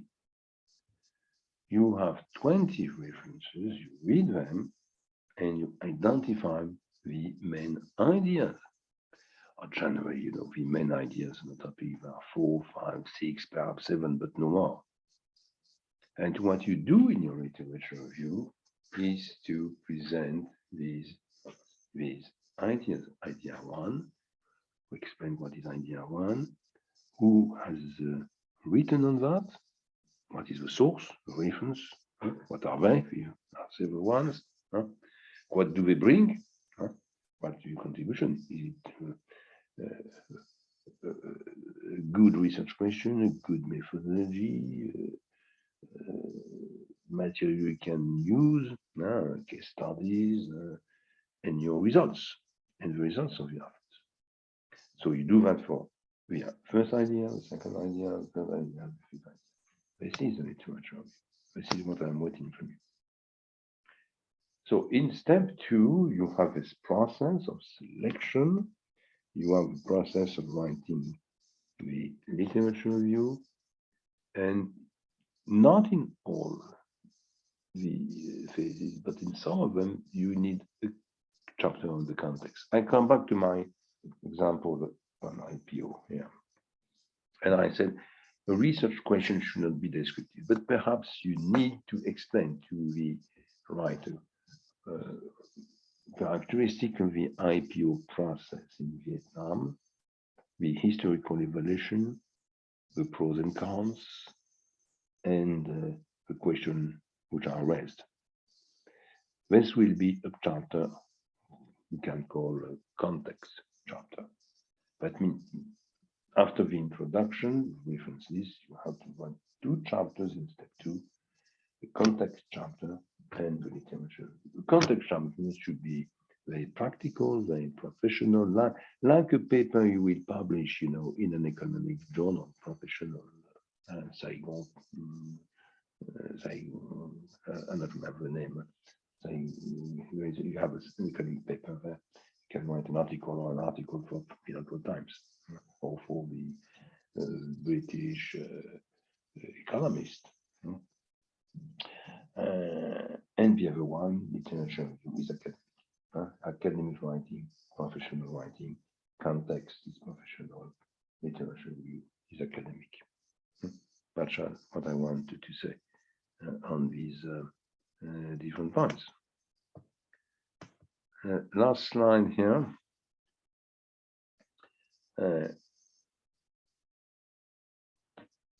So it's just, a summary of what I said just before the break. Validation is important. Different type of validation can be used. And then you can introduce recommendations depending of the topic. Okay. This is for these slides. We went through what we call slides 86 after slide 68. And now I would like to move to something completely different here in 88. Because you have to think to this step right now. You have the 2 first steps. No? The 2 first steps are introduction, reference list, reading, literature review, context. You will have later, but I already did that. The analytical chapter, step 3, results and validation and recommendation 4 and conclusion 4. Okay. But the end of the process is also to make an oral presentation. 50% of your grade is on the writing, 15% of your grade is on the oral presentation and the discussion with the jury members. Okay. So you have to think to both at the same time. Writing, presentation, thesis itself, and the defense. And the defense is made of 2 parts also. First one is a PowerPoint presentation, 20 to 25 minutes, and the second part is exchange of questions and answers with the members of the jury. The first point, is how do you organize the preparation? And you have 2 categories of students. First ones would say, okay, well, January today, and we will defend in June or in September. don't bother us with that problem of our presentation. And the second category of students say, no, we are better to prepare both at the same time.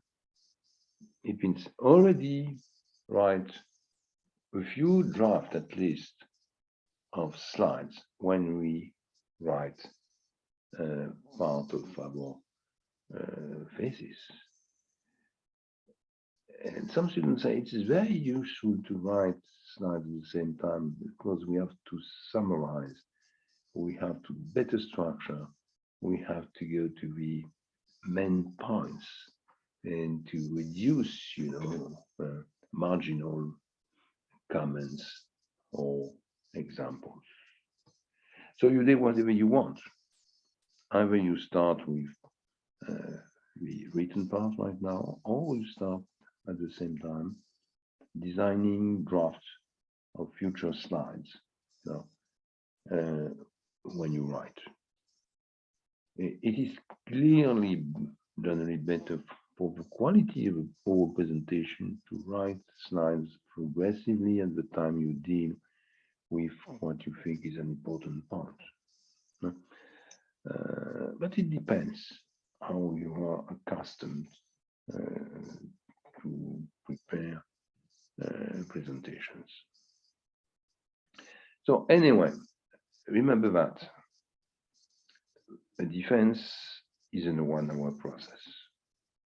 That means you have written your thesis, and this thesis has to be validated or not by the jury members.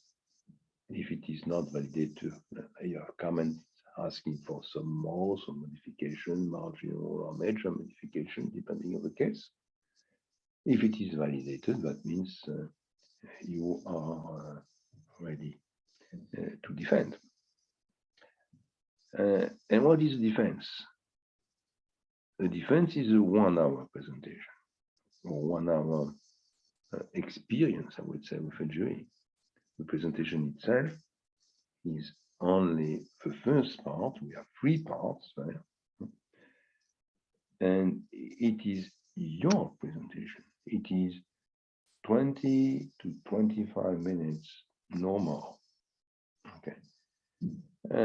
We had a few very good presentations last Saturday, but we have also, I would say, average presentation. A good presentation, it's a very good presentation, it's 17-19 out of 20. Average presentations, it's 10, 11, 12 sometimes.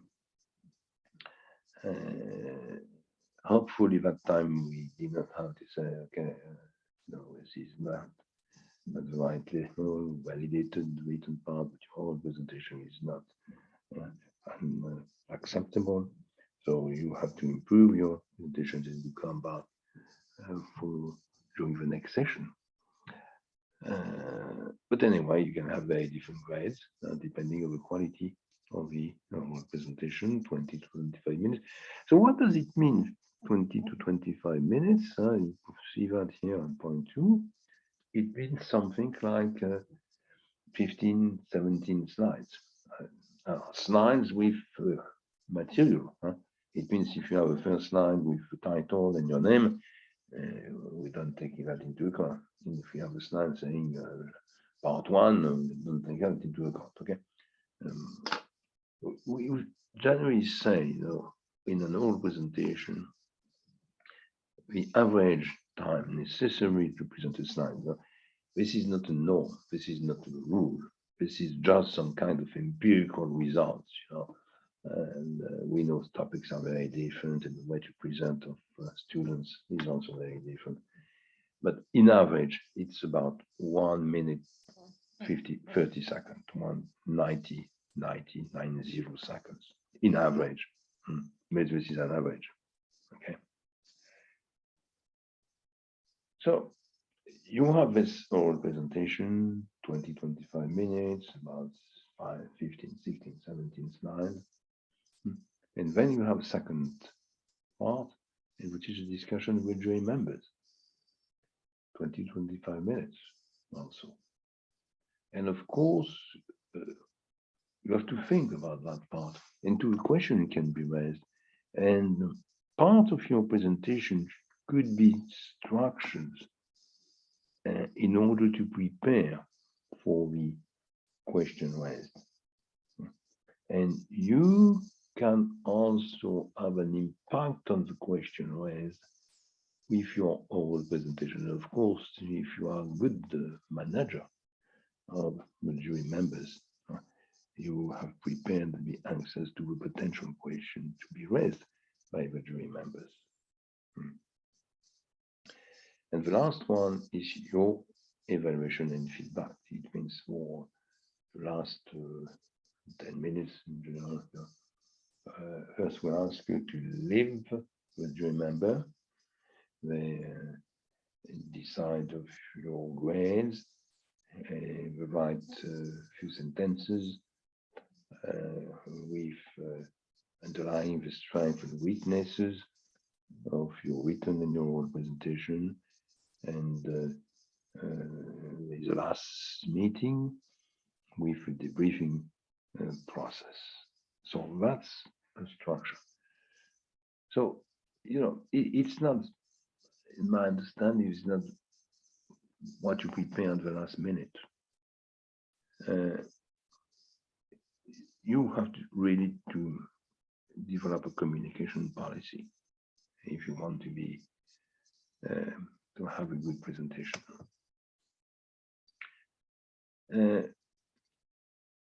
This is here what I suggest in terms of structure. You do whatever you want. This is completely free, of course. Okay, you do whatever you want, but this is my recommendation. In fact, 3 parts in the last line. Remember that jury members have read your thesis, and an oral presentation is not a summary of your written presentation. However, in the first part, you have to bring back or to summarize a few important points. In the second one, to present your results, that means the elements of answer to your research questions. A third part, which is probably the most important one, to present specific points. And the last slides, what you present are the limits of the study, the short and long-term perspective, what I explained before the break on your conclusion in the written part. So part 1, if you did carefully what I recommended on the introduction of the literature review, it is very easy to write. And you can write it at the same time you write your introduction and you finalize your reference list with the identification of these 18 to 20 good references you will read in detail. 4 slides. The first one is the topic, its interest, your motivation, limits, perimeters of a topic, which means it's a short summary with bullet points, no sentences, and you are preparing slides of the first paragraph of your introduction. The second one is research questions. Third one is methodology, which are paragraph 2, paragraph 3 of introduction. And the last one is something which is new, which is not presented as it is in your slide, in your written presentation, which is the answer to one very simple question: what are the 4 or 5 references which were the most useful, in your study? What does it mean? It means that among the 18 to 20, you find 4 or 5 which are more important than any other. So you have to put them on the slide and to explain that to the jury members. So that's part 1. Part 2 is also 4 to 5 slides. You have research question or an envelope question with second level research questions. Anyway, you have some contribution elements of answer to this research question, and you should present them in detail. This is what we are interested in. You have been working for months on the topic, you've been through all these steps, and we are looking for your results. Your results, your validation of your results, and your recommendations here. 4 or 5 slides. Part 3 is very different. Part 1 and part 2, even if you have some freedom, where the structure is very clear. Your freedom is limited. You can do whatever you want, but your freedom is limited. Part 3, it's completely free. You choose specific parts. You have studied in your research, in your writing, your thesis. It could be an article, it could be a case study, it could be a concept, it could be a theory, it could be an interview. Points which are useful to bring more professional dimension, academic dimension in your topic. We could be also good basis for the jury member to raise questions. So choose a few points you know very well, and you can present and also after that argue in an exchange of question and answer. This is generally where we understand if the students have a good understanding of the different dimensions of a topic. It's not in part 1 and part 2, because in part 1 and part 2, even an average student, can do something quite good. Part 3, it's more difficult if you don't have a good knowledge, a good understanding of a topic, references, case studies, interviews, models, and so on. After that, you have a last slide. The last slide is very easy to write if you followed what I said. You wrote a 1.5 page conclusion. Just underline and present the main points with 2 or 3 bullet points for the limits of the study, 2 or 3 bullet points for the perspective, and that's it. No. So do whatever you want. Concentrate. My recommendation is concentrate early also on your oral presentation. Don't forget it is 50% of your final grade. And that generally the best students make the difference in part 3 here, and after that in the question and answer process.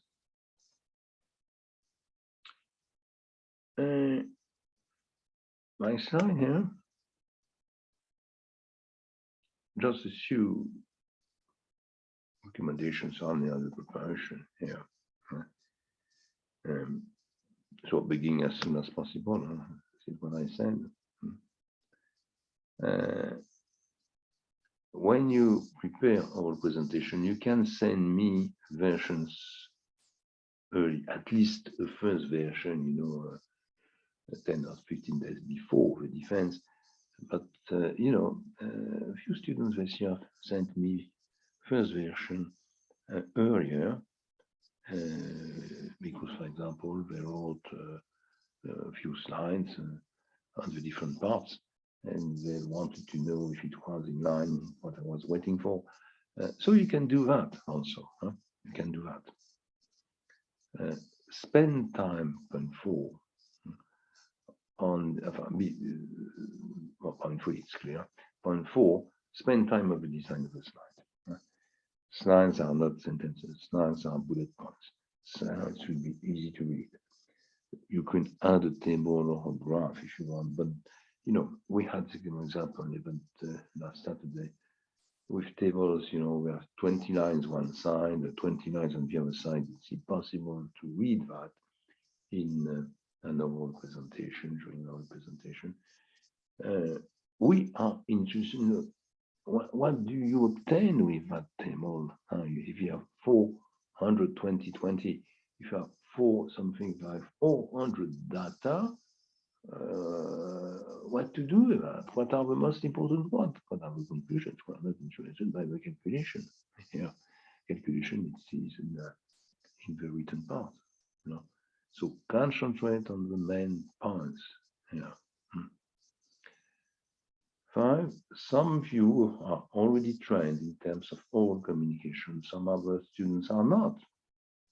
So my recommendation is think to that problem. And anyway, in any case, repeat, prepare, and repeat your speech. It's when we are not accustomed to do that, it's very difficult to understand if we speak for 10 minutes or for 30 minutes.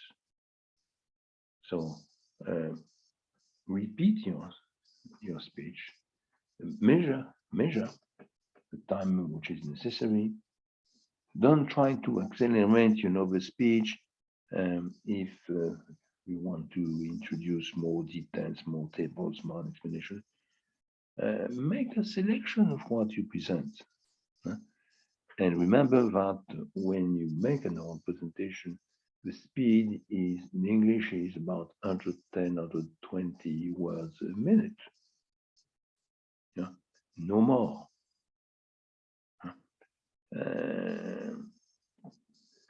And anyway,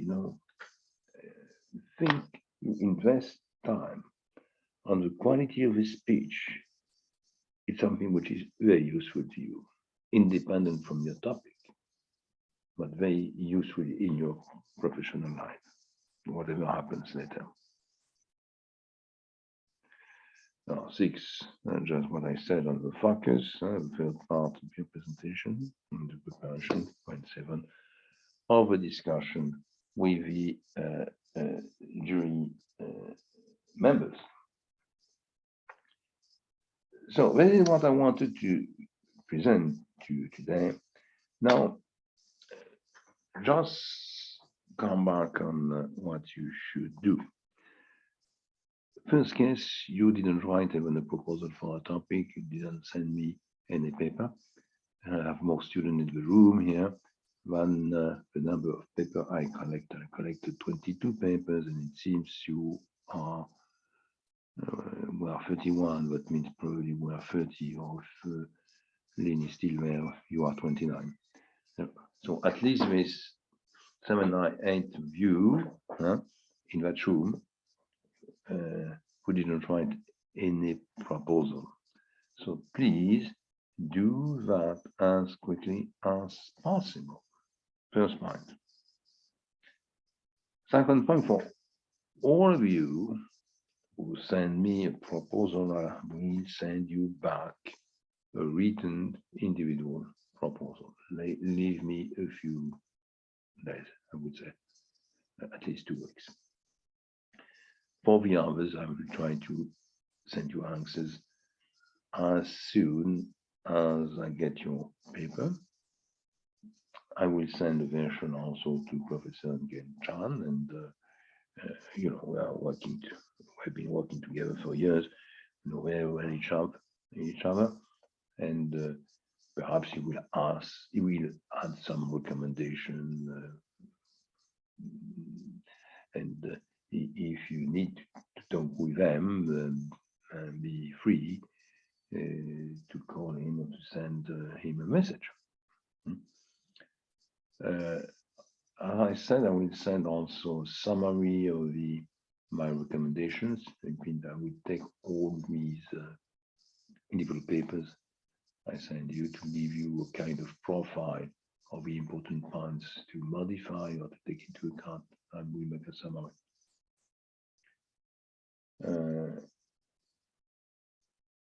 Then you will move to the next step, and the next step will be to go through step 1 and step 2. Okay. And what I think is that you need to be ready to finalize at least a version of step 1 and step 2, introduction, reference list, context, and literature review, you know. And I would say we are by the middle of January, it will be ready by the end of March.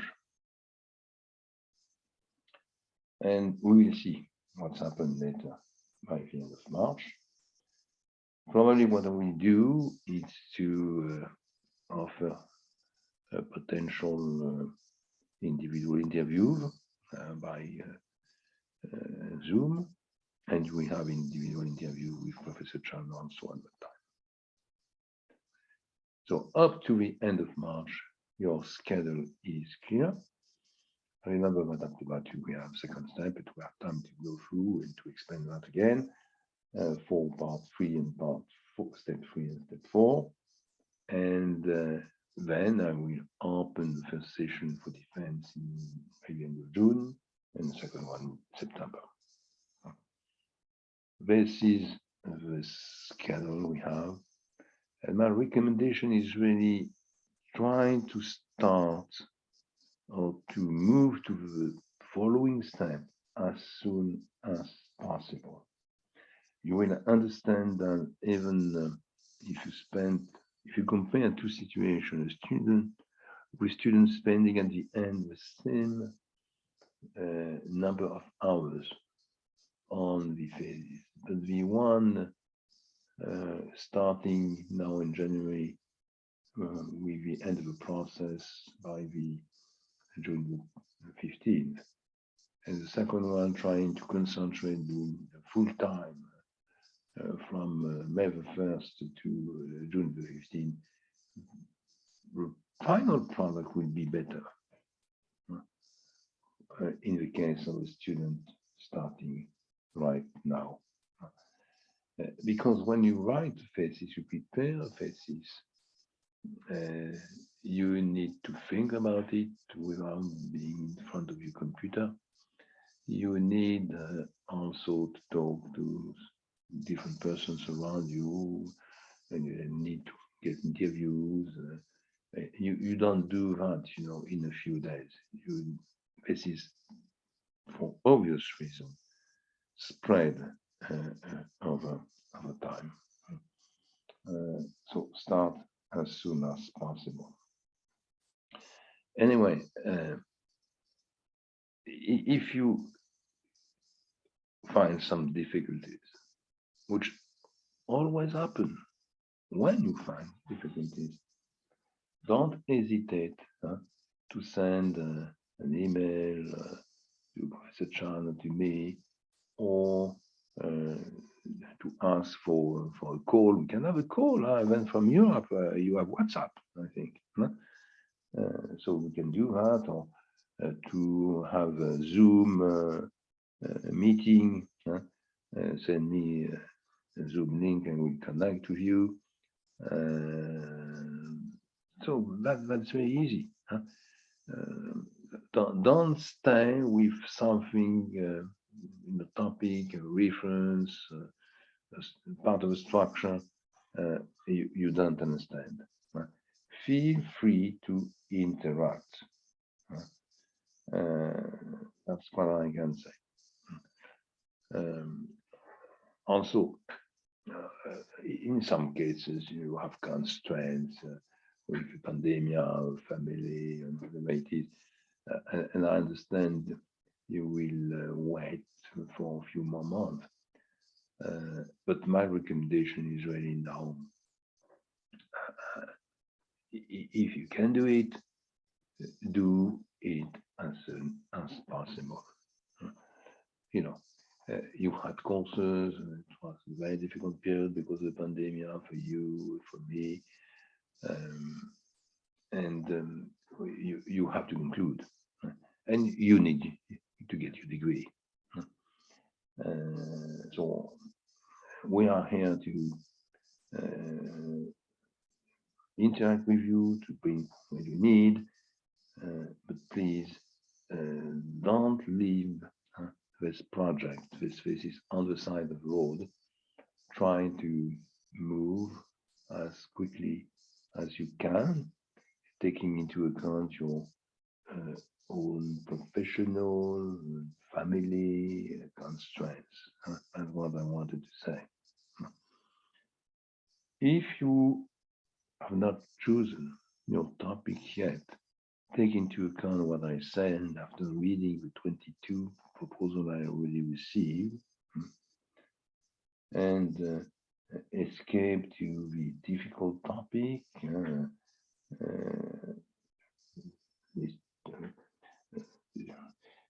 Try, if it is possible for you, to find an up-to-date topic as described them in the first part of this presentation today.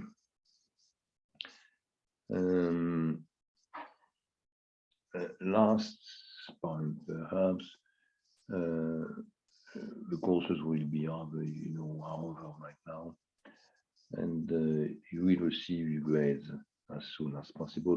We are also very late with that, because the pandemic has raised many problems. Now you should have your grades on the M&A course. I sent them a few days ago. I will send you FA1 grades, financial analysis exam very soon. I already graded all the assignments and send the assignments grade to Lynn and to Tram. And progressively in the weeks to come, you will see all the grades left, and I'll ask my colleagues to do the same for the last courses. So I believe that in 1 month, you will get all the grades on the courses which are over now, and progressively for the last exams. I've asked that in a few weeks they are graded. In order the future is clear for you, and you have only to concentrate on this thesis. So this is in fact what I wanted to say today. Okay, if you have questions or extension modifications of your paper already, you can send me these papers either directly or through your program assistant. Okay, and I will answer you as soon as possible.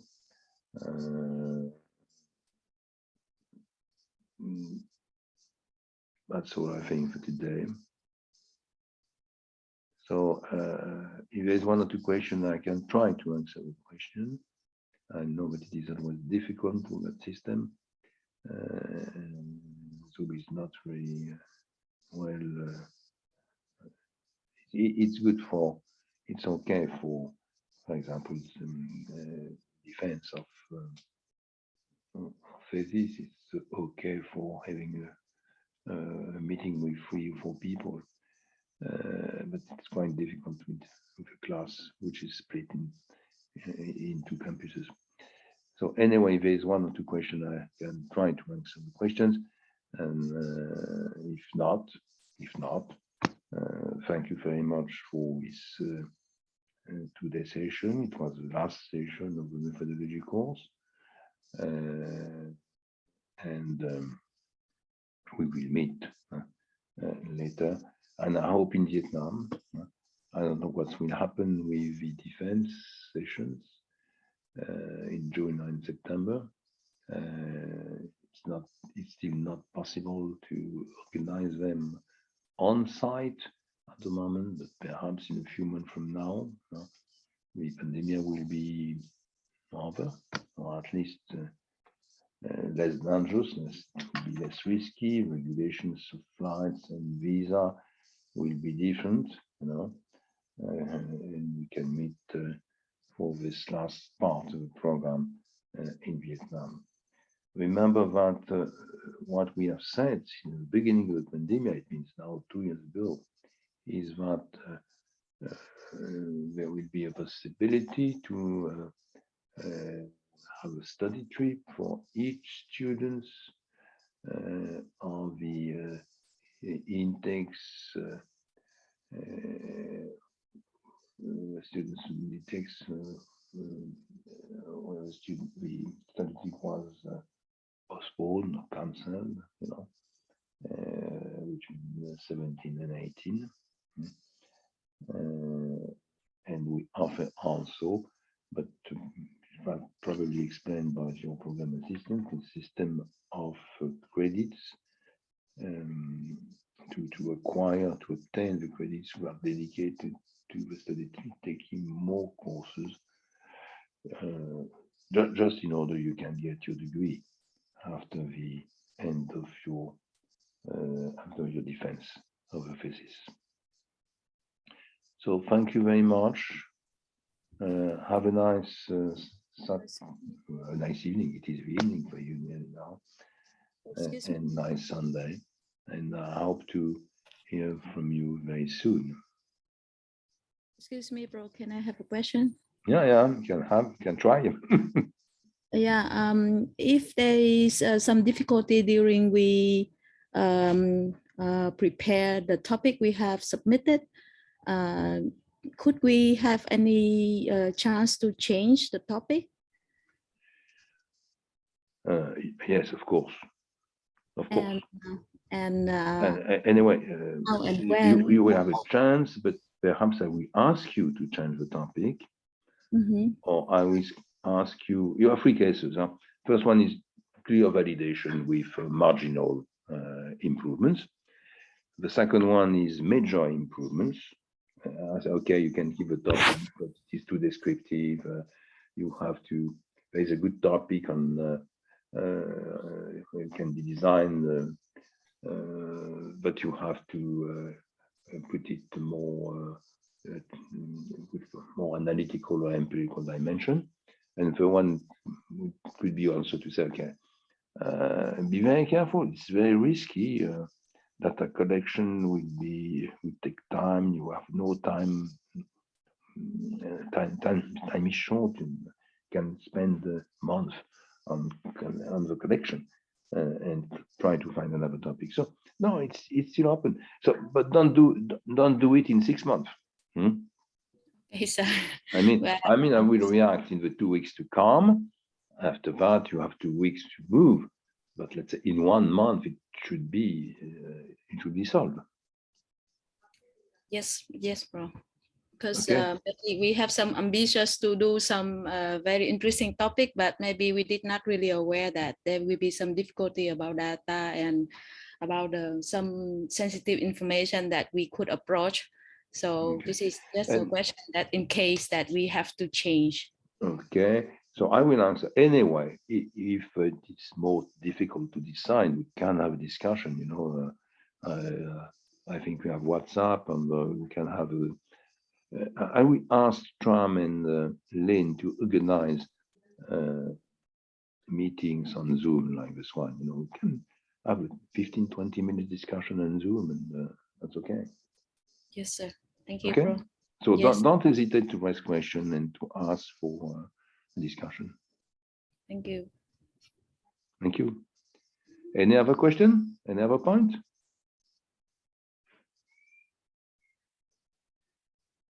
No one? Okay, so if there's no other comments or questions, have a nice evening, take care, and I hope to see you for the defense. Goodbye. Thank you, bro. Goodbye. Goodbye.